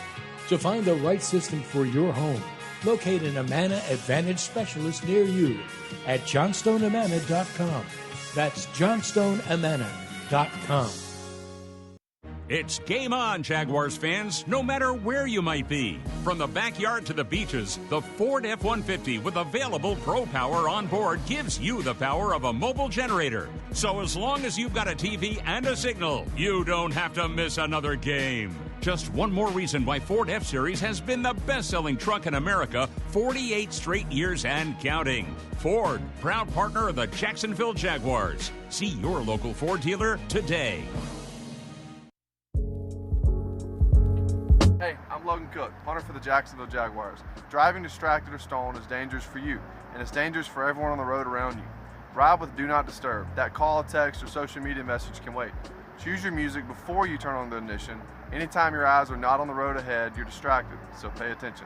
But remember, drive high equals DUI. Plan ahead, have a designated driver, keep a clear head to see clear ahead, and let's get everyone home safely. To aim higher, run faster is what elite athletes do. Always strive for better. At UF Health, we have that same DNA to not just treat a stroke, but to create a fleet of mobile stroke treatment units, to not just do research, but to use AI to save lives with one of the most powerful supercomputers in academia. We believe, like athletes, that human progress has no finish line. UF Health, National Medical Center for Team USA. New job, new city, new you. Find your fresh start at Point Grand Apartments in Jacksonville and Brunswick. Step into a brand new 2-bedroom apartment with open layouts, sleek finishes, and space to make it your own. Enjoy resort-style pools with cabanas, 24-hour fitness centers, and pet-friendly perks that make every day easier. Live close to work, the coast, and everything you love without the stress. With 8 great locations and endless possibilities, your fresh start begins at pointgrand.com. That's pointgrand.com. Start fresh today.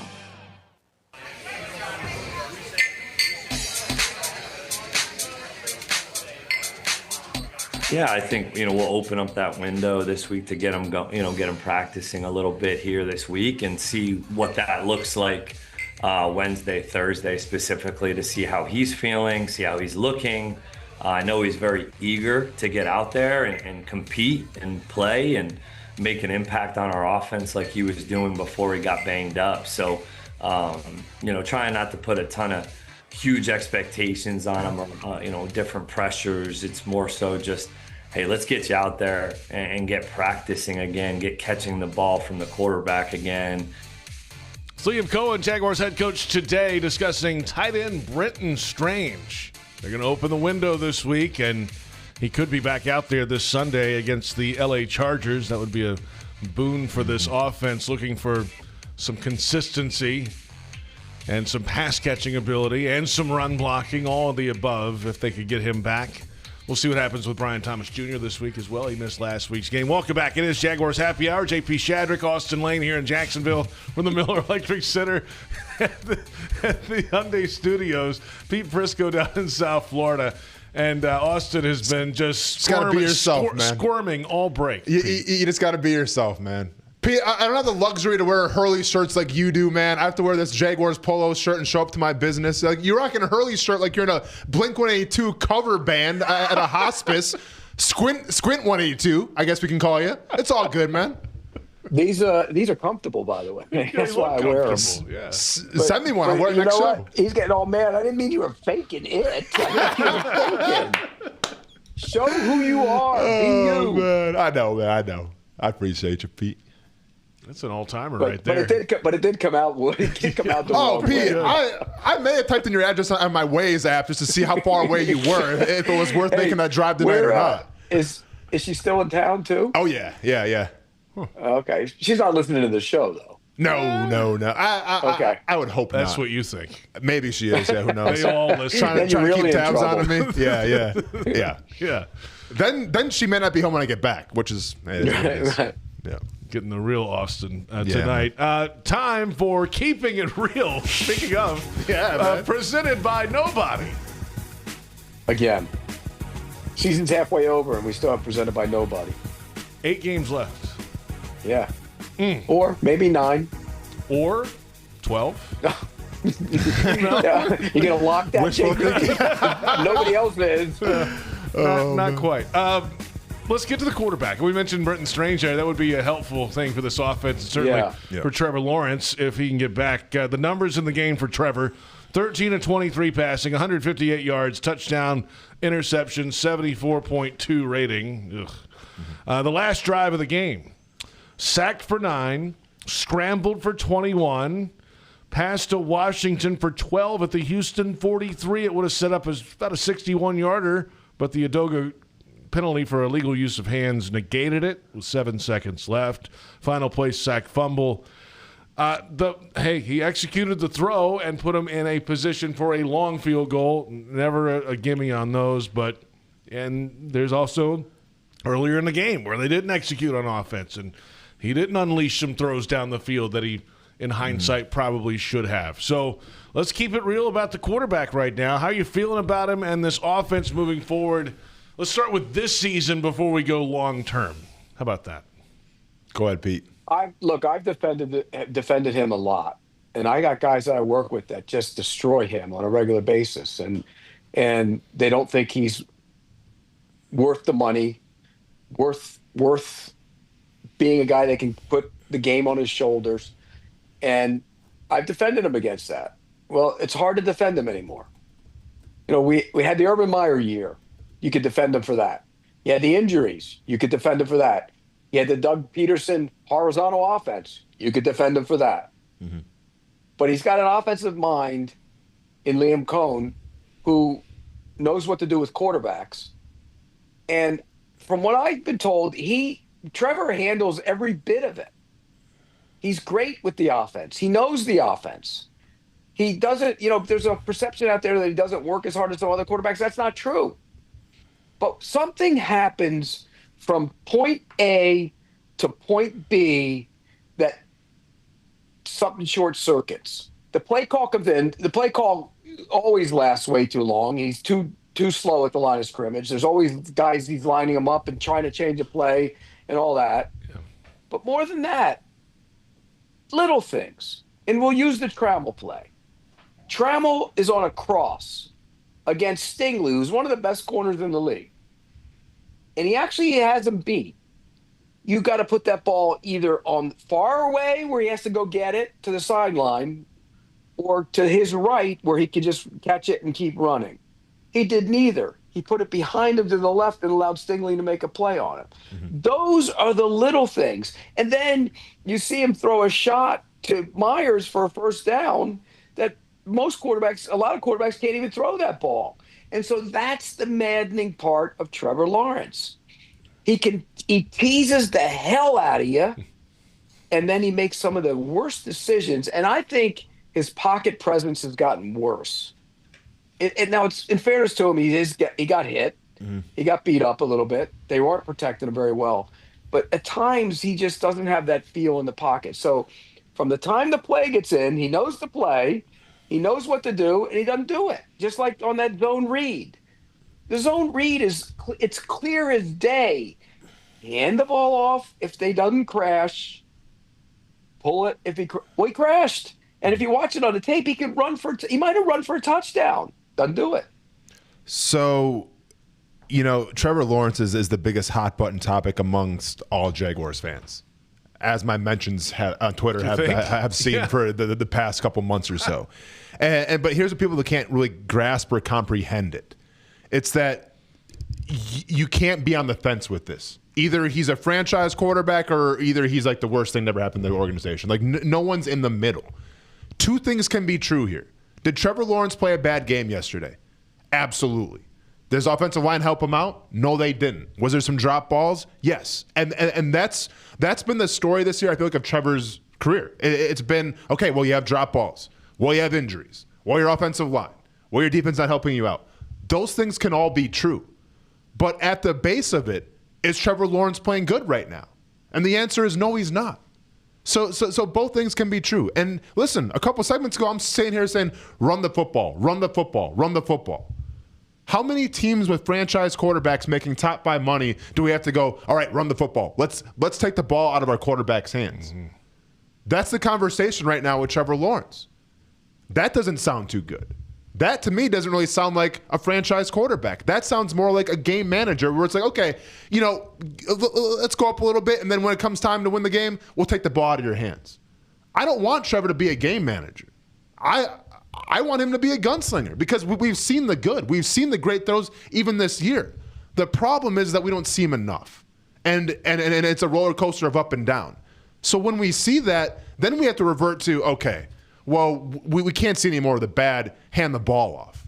And that's where we're at right now. But once again, both things can be true. Trevor can be playing bad, and the team can't help him around him. I mean, you got to take the contract out of the equation if you're going to. I mean, why they rushed to do it is a whole nother issue. They didn't have to. They did.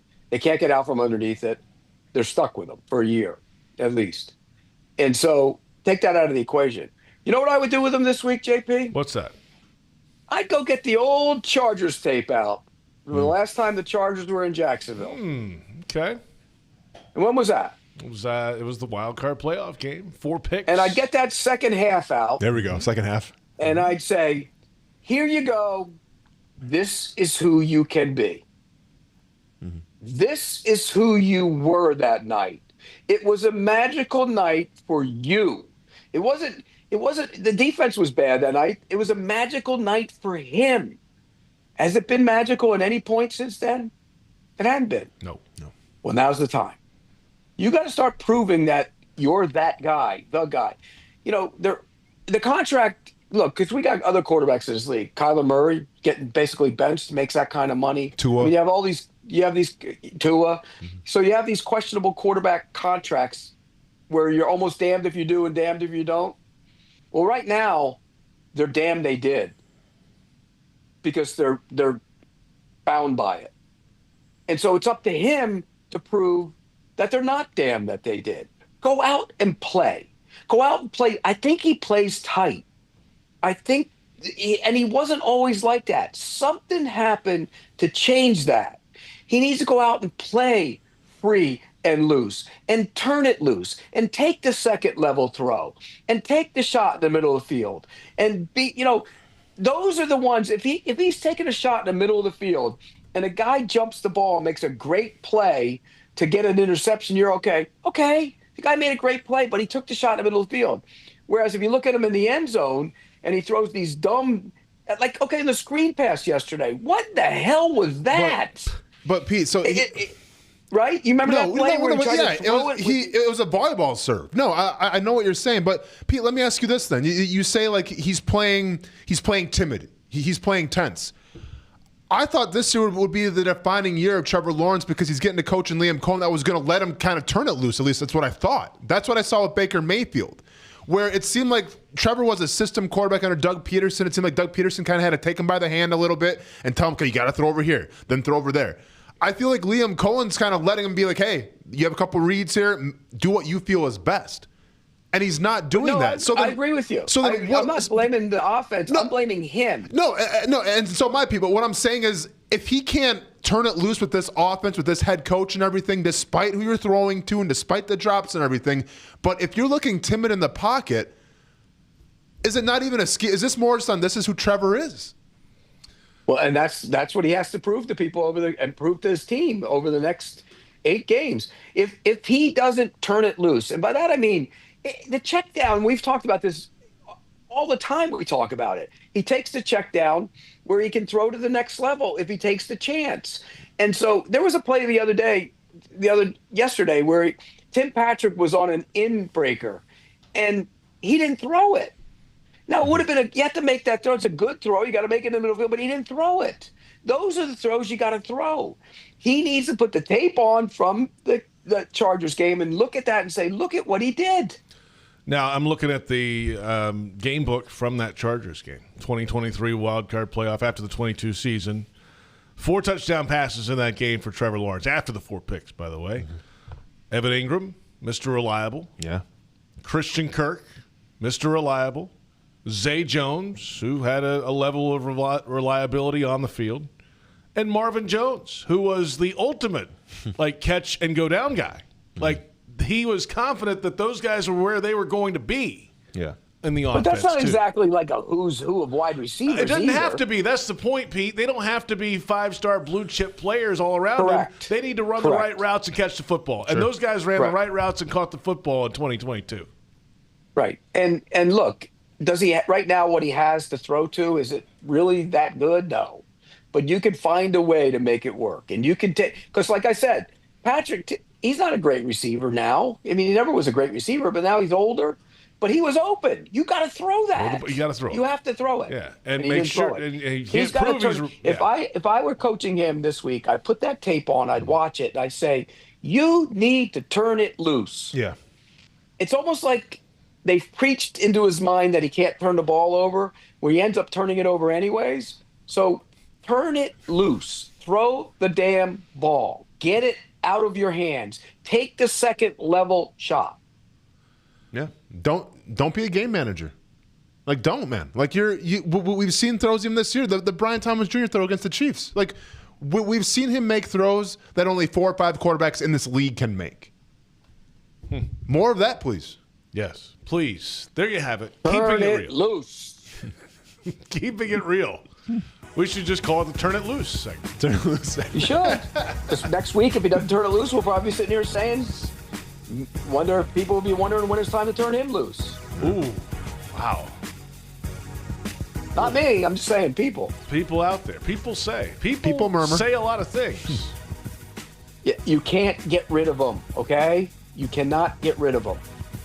That was Keeping It Real. PRI Productions, the Southeast full-service event company, has everything you need to bring your next idea to life. Visit PRIProductions.com and learn more. We're back with fan questions. Oh, boy. This was a trip today. After a Jaguars loss in Houston, it's Jaguars Happy Hour presented by Mr. Chubby's Wings.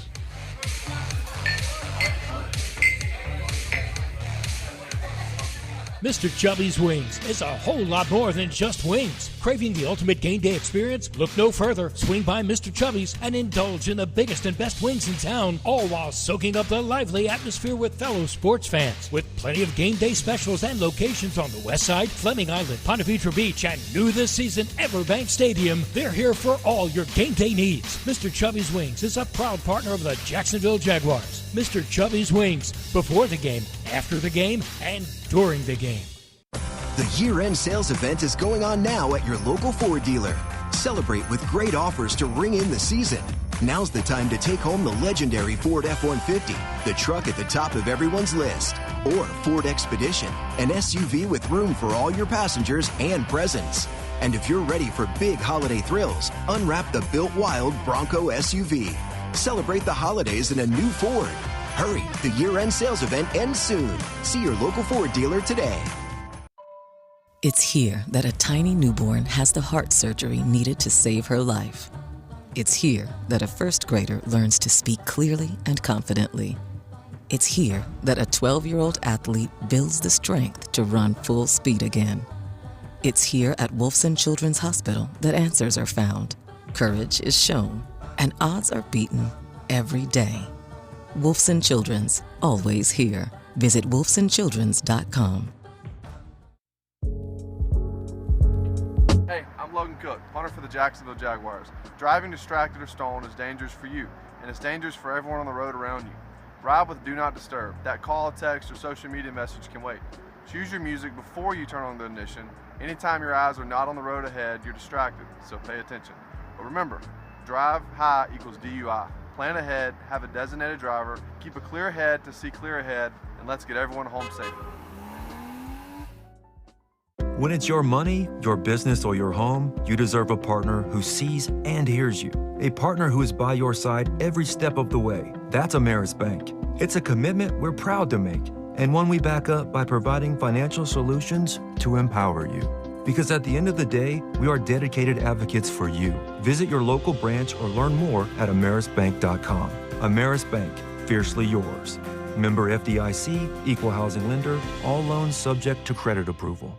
A bold change. A historic development is underway for the Bold City, and the Jacksonville Jaguars and team partners are a part of it. Introducing First and Forward, a development partner program highlighting the significant contributions made toward the transformative efforts to the city of Jacksonville. Thank you, Belter, Brooks Building Solutions, Jackson Electric Supply, Office Images, Sims Crane, Start Tech, and People's Gas.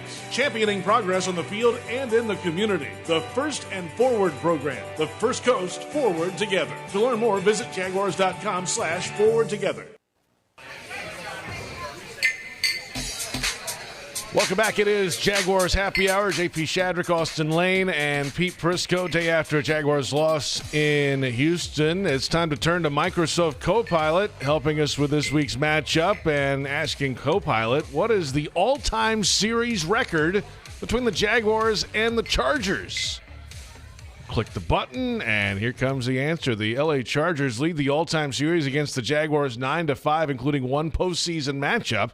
And, of course, we've just talked about that one postseason matchup, the AFC wildcard playoff game after the 2022 season. It was the last meeting between the teams, the third largest comeback in playoff history. Jags were down 27-0. And let's not get in that position this week. The Chargers-Jaguars game this weekend is delivered by CSX. And welcome back. It's Jaguars Happy Hour, the second hour presented by Mr. Chubby's Wings. And it's time now for fan questions. And you can only imagine. Well, I mean, I guess you don't have to only imagine. You can look at your own Twitter page. Pete, you're off. Your mic is off, Pete. Your mic is off. I'm sure what you had to say was hilarious. Now you're back. You're back, Pete. Why? I've seen him today, by the way. It's been nasty. I mean, it's what you would expect when you blow a 19-point lead in the fourth quarter. Yeah. I love it. Here's the best we've come up with today. At Lever Torrance, where's the spark, gentlemen? Great teams will themselves to a win. Which player is going to step up and create the juice? Maybe the quarterback. Well, the quarterback first and foremost, but it also, you know where juice comes from? When you get a sack, too. Yeah. Yeah. And they don't get sacks, so that's part of the reason they don't have much juice. If you're a defense that gets sacks, you get a ton of juice. You know, when Liam Cohen first got to Jacksonville, I asked him how was he able to rally his offense when they lose Godwin and Evans for an extended period of time. You lose two of your captains on offense. Down in Tampa, down in Tampa. Mm-hmm. And they still were able to have some success. Baker Mayfield played at a pretty high level still. And he simply said, because we had the leaders in the locker room to will us to those victories. You know, because a lot of those guys had played with Tom Brady in that Super Bowl run. So when you look at, okay, if it's not going good, who are the guys that can really take the team by the neck and just say, follow me, let's go? I can't name one. They also had a dude in Baker who will grab you by the neck and take you along for the ride, too. You have Wirfs, you have guys in that Tampa Bay defense. Like, you have a bunch of guys. I don't know who the guy is right now in the Jacksonville Jaguars.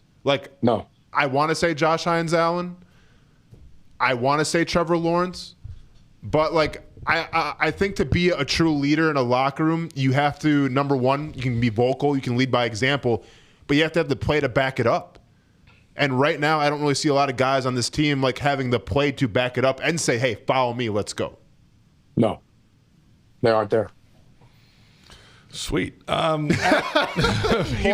I mean, you asked the question, we're going to answer it. We don't need to say to you, man. No, I mean, that's what it is. It sucks. We're still keeping it real. Yeah, certainly. At Peter Tracy 92, why does Cohen not call plays to combat elite pass rush? Get the ball out.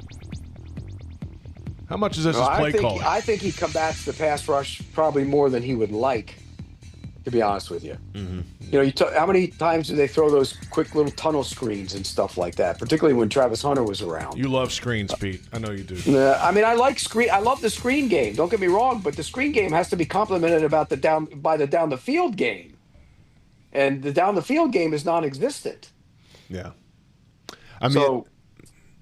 I think Brenton Strange coming back hopefully against the Chargers would open some things up a little more in terms of the passing game, but also if you got to keep him in as an inline blocker. I mean, the guy's one of the best blockers they have, so hopefully that helps it out if you have to block a guy like Khalil Mack or somebody from the Chargers. So I think getting Strange back is going to give you a little boost not only in the pass game in terms of blocking, but also in the receiving game as well. Here's one I couldn't figure out. I didn't know if anybody asked this question, but Milam played on special teams yesterday. He played 6 snaps. Mm-hmm. When the right guard went out, why didn't they put him in at right guard? They put Monheim in at right guard. It's a great question. I'm curious, are they I wonder if they're still maybe waiting for full go. I mean, he's full go. He's up. Well, he's up and he's on the special field. teams. So something's wrong there. I don't know what's up with that. That's a weird Unless they're working him at left tackle to take over that spot. Oh boy. But he didn't get work at left tackle in the preseason, if I remember correctly. I don't remember that. Mm-hmm. Yeah. And so I don't know. You can't. I mean, Van Lanen has tackle experience, right? Yeah, he could play left tackle, and you could play Milam at left guard if Cleveland's not there. Yeah. Go ahead. Yeah. Oh, that's it. Yeah. I thought you had more there. I was going to say, too, in terms of the play calling and everything, I think we're all set with like the Wildcat formation against You don't solid like defensive. No, you can get that. You can throw that in the garbage. It worked good against the Raiders. I get it for a couple of looks, but when you play an elite defensive line and then your big tell is, oh, hey, we have a running back under center and shotgun, it's probably going to be a run. I don't want to tip the defense any more than I already am. They can put that in the receptacle over there. Just check I think that play from last week. Yeah, I mean, I think the beauty of having Trevor Lawrence in those situations is, can he pass it? Can he take off and run for a touchdown, or can he hand the ball off? I think it keeps defenses on their heels a little more. Good defenses on their heels a little more. Wait till that little inside handoff that ETN made to who was it? Parker Washington, was it? That worked really well. We're all set. Yeah. Wait till the Jacoby Myers passing play. He'll throw one here. He played quarterback in high school. He has 3 career touchdown passes in the NFL. We'll see if they go there. Just don't make him throw it back to the quarterback, because we don't want to see that play again. No. At Duval Hoops, was it just me, or did Strigow pop a few times? Give it a rest with the washed vets that continue to show you they are washed or no longer productive. Wow. So basically, he's calling out Agba. Yeah, I guess so, right? Yeah, and Agba has done nothing. Let's be real. He's done nothing. Strigow, when you watch the tape the other day, there's a couple plays, and Austin, you know this, having played defensive end. Yeah. When a puller comes your way, you got to take that puller on and blow him up in that hole. Oh, yeah. And too many guys don't do it. They Business let the decisions. guy get on them. Yeah. He took on one on Sunday, and he blasted that guy made a play. And Yeah. I think that tells me there's want to there. There's toughness there. He actually got around the corner on one play and made a little rush. Maybe you start playing him more. Strigo. I mispronounced it. Strigo is his name. Literally took the words out of my mouth, though, where he seems like a willing player right now. Like he's willing to do all the dirty work. He's willing to get his hands dirty. And if you're trying to make some changes, if you're trying to get that spark, you need those types of players. Like Parker Washington on offense, who seems to be playing hard and love the game of football. I get the same vibe from this guy on the defensive end / defensive line. Any play stand out from Agba the whole season? Anything? Didn't he hawked a half sack off Hines Allen last week, didn't he? Yeah. But do you have any plays where he like whips a tackle and knocks a guy down? There's nothing. Yeah.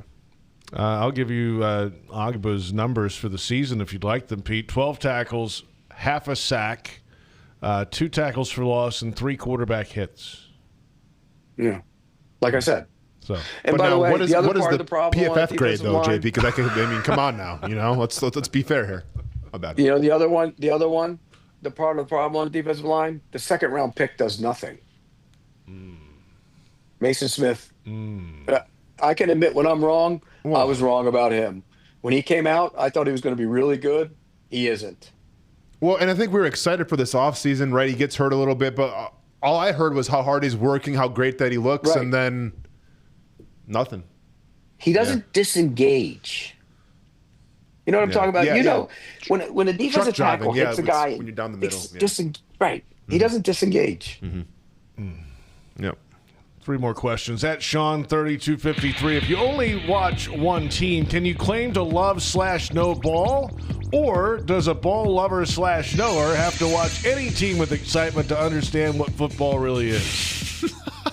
What the hell does that mean? Are you a ball knower if you only watch one team, or you have to watch all the teams to be a ball knower, Pete?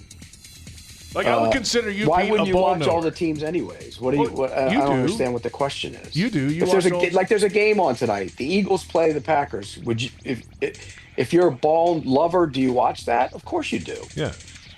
But are you not one if you just happen to miss it? In my world, you're not a ball lover. You're not a ball knower. Right. But you have to watch every game. You're a ball knower. I do. Yeah. I do. Yeah, I mean, I think where the question's going, he's saying, like, if you just watch Jaguars games, right, and then that's all you watch, like, do you know ball? And I think you know bad ball. Well, and this is the thing, right? Like, I think to actually know ball, you have to watch multiple offenses, multiple defenses to try to get a baseline of what you're seeing and what's good and what's bad, right? Like I think that's the obvious answer, right? That makes sense to me. And I'll be honest with you, there's a lot of bad ball being played around the NFL too. Sure. A lot of pre-snap penalties, not just in Jacksonville. A lot of mistakes. It's just it's not very crisp. Who's the crispest, most crisp, whatever, best, cleanest team in football right now? You're asking me who the best team is or the cleanest? I'm asking you the cleanest team. The Rams are the cleanest team. Okay. The best team? Yeah. We'll find out Sunday. They play each other. Ooh. Seattle and the Rams. Ooh. Seattle's really good. Ooh, big. Really good. They Suck. get after that. You talk about a team Seattle's that can good. rush with 4. They get after the quarterback. 2 more questions. Let's get through them fast. The Black Gatsby. If Sunday happened a week before, would Gladstone have made more deals? They tried to make deals. From what I heard around the league, they tried to make deals. They just couldn't make them. Takes 2 to tango. I don't think that Raiders game had anything to do with it because, once again, it wasn't the prettiest game either, right? So if the narrative is that you're always trying to, build a roster, always trying to hold guys accountable, and we saw with Tyson Campbell, right? So, like, I don't think, like, just because they won against the Raiders, they kind of pulled back the reins in terms of trading for people. They tried to. This didn't work out, didn't have the right capital, whatever the case may be. But I don't think Sunday had anything to do with it. Or last Well, Sunday. and here's the other part. If they weren't the number 7 seed, they were 1 in whatever or 2 in whatever, would they have been sellers? Maybe so. I'd probably say so. Right? No, but who would you have sold? Who, like, okay, think for example, everybody's Devin out Lloyd there. could have been if you weren't good, you would have got rid of him because you're not going to have him probably next year unless you decide to keep him. And for what he's going to be asking, I can't imagine they will. One more question at JFix88. Pete, make me feel better about the Jaguars. Give something positive to look forward to. This is actually my burner account because I need this more than It's anybody. your burner account, okay. Here's I need this more than anybody.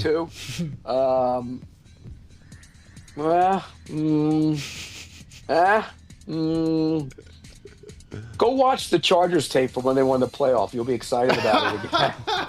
Oh my God. Prowler. Hey, answer was Prowler uniforms, right? Do we have the Prowlers coming up again or not? Maybe not. Or is that done? No. Is that done? Division games. Oh, division games. They already played the Chiefs. Even if they wore the Prowler uniforms and the Chargers wore the baby blues, it wouldn't. The white baby blues, it would be second best uniform on the field because those baby blues are sweet. Pete, the Jags are 5-4. They're the 7 seed. Give us something positive. They're the 7 seed. There's positive, and the schedule's favorable. See, you got 2 with the Titans. You got 2 with the Titans. Yeah. You got 2 with the Colts. You have the Jets, who are terrible. The Jets won a game yesterday with receivers catching passes for a grand total of 7 yards, I think. It's bad. And so you could win. The games are winnable. Can't you see this, though? Could you see them beating the Chargers and the Cardinals and also losing to the Chargers and the Cardinals? I mean, that's who they are. Yes. Sounds like somebody wants to lock it in. Yeah. No, I'm not locking it in. By the way, the Broncos game, we looked at that. We circled that as a brutal, tough game. Tough. That might not be. I mean, it's December, a week before Cold Christmas weather. in Denver. I think it's tough. It's tough, but that offense does nothing. True. So you're looking at 11 wins, Pete. That's what you're looking at. No, I wouldn't say 11 right now. They could lose 2 games to the Titans they could. What is it about the team gives you optimism, JP? You were like on a good run there. You were cooking there for a second. You're helping, man. And then you just threw the pan out in the kitchen. They were the 7th seed. I was coming along. That there's 8 games left to figure something out. What's good right now? What is good?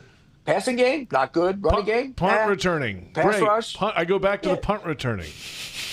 And you know what? If you have to look at special teams and say that's something that's good, then you got problems.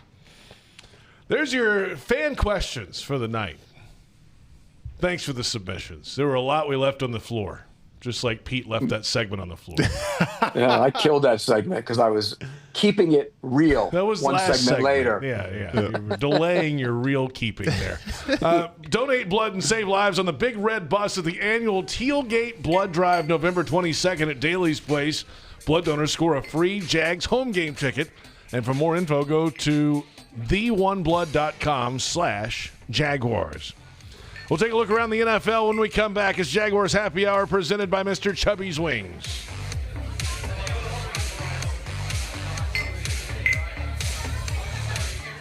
Mr. Chubby's Wings is a whole lot more than just wings. Craving the ultimate game day experience? Look no further. Swing by Mr. Chubby's and indulge in the biggest and best wings in town, all while soaking up the lively atmosphere with fellow sports fans. With plenty of game day specials and locations on the West Side, Fleming Island, Ponte Vedra Beach, and new this season, Everbank Stadium, they're here for all your game day needs. Mr. Chubby's Wings is a proud partner of the Jacksonville Jaguars. Mr. Chubby's Wings, before the game, after the game, and during the game. Jacksonville's own Dreamfinders Homes, the official home builder of the Jaguars, just scored big, winning 2025 National Builder of the Year. And right now, Dreamfinders is running its best game plan yet, offering winning interest rate incentives and move-in ready homes available today. With 20-plus communities right here in Jacksonville and over 40 across Florida, from Jacksonville to Orlando to Tampa, Dreamfinders Homes is everywhere you want to be. Visit DreamFindersHomes.com and move into your dream home today. Hey Jags fans, stop dreaming of creating your game day fan cave and build the Jaguars den of your dreams with ZipChair. When it comes to maximum comfort, ZipChair.com is the only place for officially licensed Jaguars recliners, sofas, bar stools, office and gaming chairs, all featuring high-quality embroidered Jags logos.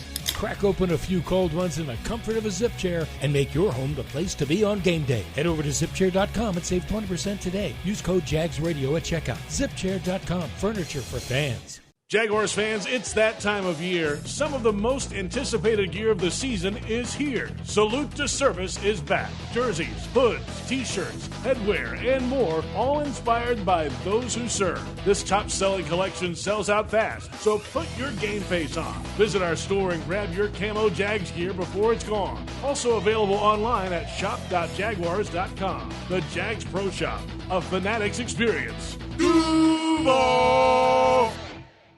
Game day means it's time to get loud, get proud, and get real. As a proud partner of the Jacksonville Jaguars, Deep Eddy Vodka brings real flavor made with real ingredients to every tailgate, watch party, and post-game toast. Handcrafted in small batches in Austin, Texas, Deep Eddy Vodka is distilled 10 times and is made with purified Texas water, real fruit juice, and pure cane sugar. Wherever you're cheering on the Jaguars, make every moment a real one with Deep Eddy Vodka, a proud partner of the Jacksonville Jaguars. Please stay drink responsibly. Deep Eddy Vodka is a product of Deep Eddy Distilling Company, Austin, Texas. 35 to 40% alcohol by volume, distilled from corn. It's game on, Jaguars fans, no matter where you might be. From the backyard to the beaches, the Ford F-150 with available Pro Power on board gives you the power of a mobile generator. So as long as you've got a TV and a signal, you don't have to miss another game. Just one more reason why Ford F-Series has been the best-selling truck in America 48 straight years and counting. Ford, proud partner of the Jacksonville Jaguars. See your local Ford dealer today.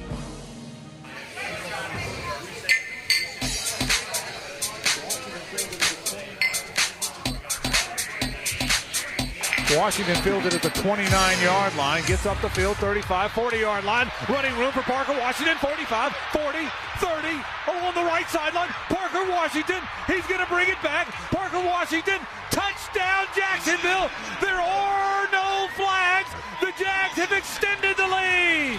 That's Frank Frangie with a call of the game presented by Coil Fence. Since 1927, they've been around the block and fenced it too.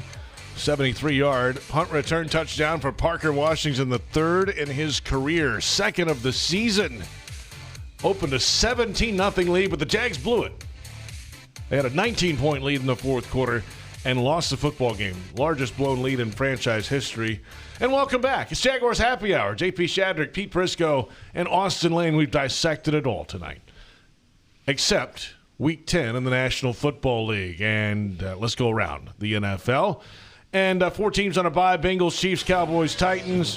Thursday, Broncos over the Raiders. We mentioned that game, 10-7. The Colts in Germany over the Falcons. What a game for Jonathan Taylor. And the Colts are on a roll right now, and they don't want the bye week at all, I don't think, Pete.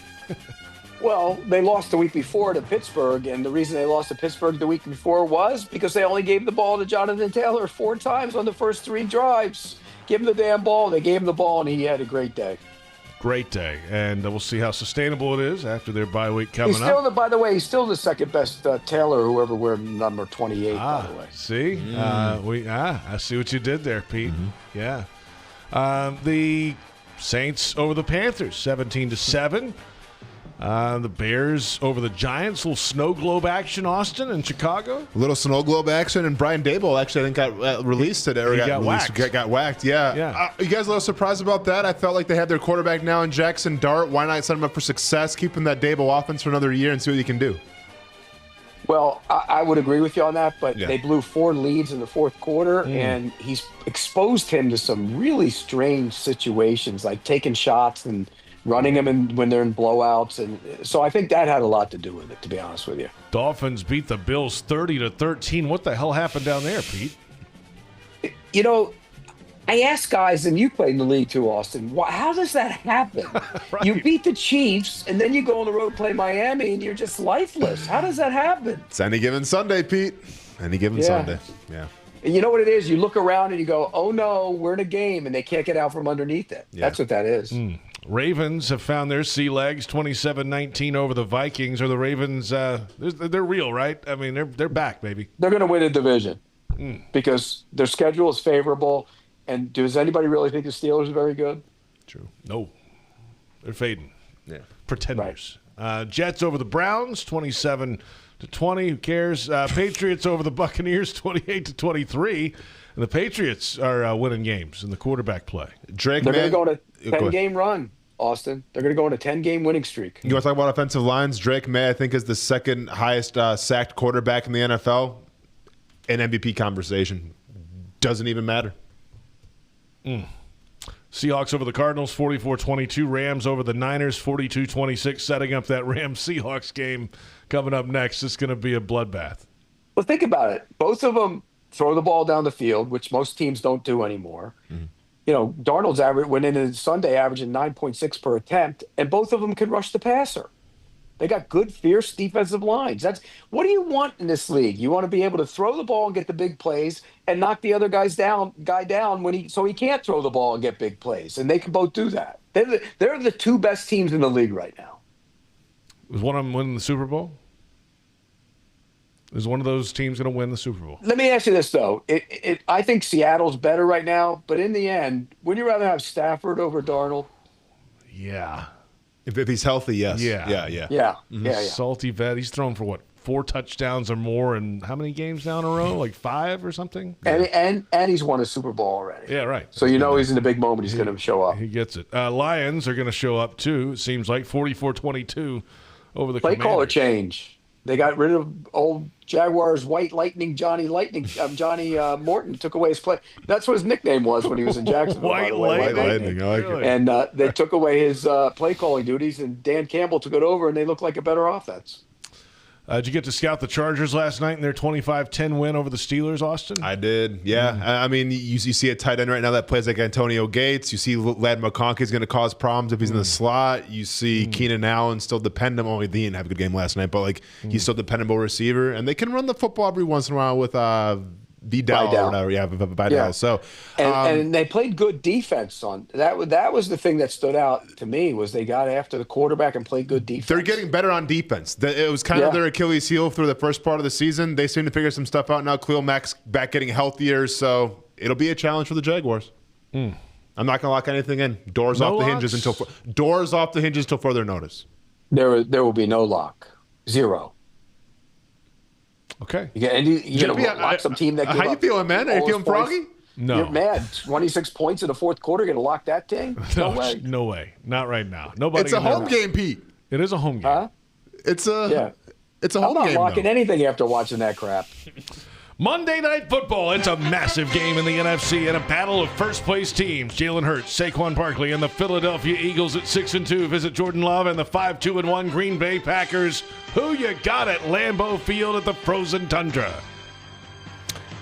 I'm taking the team that knows who they are a little more than the other team. I'm taking the Eagles.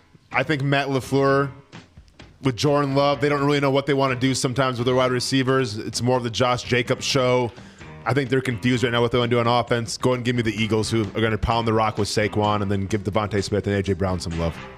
I'm going to take the Packers. I think they're going to put – it's just like last week. They looked ahead, lost the game. They put so much into this. And remember, they're the team that called and they're the ones who wanted the tush-push ban. They put the proposal before everybody.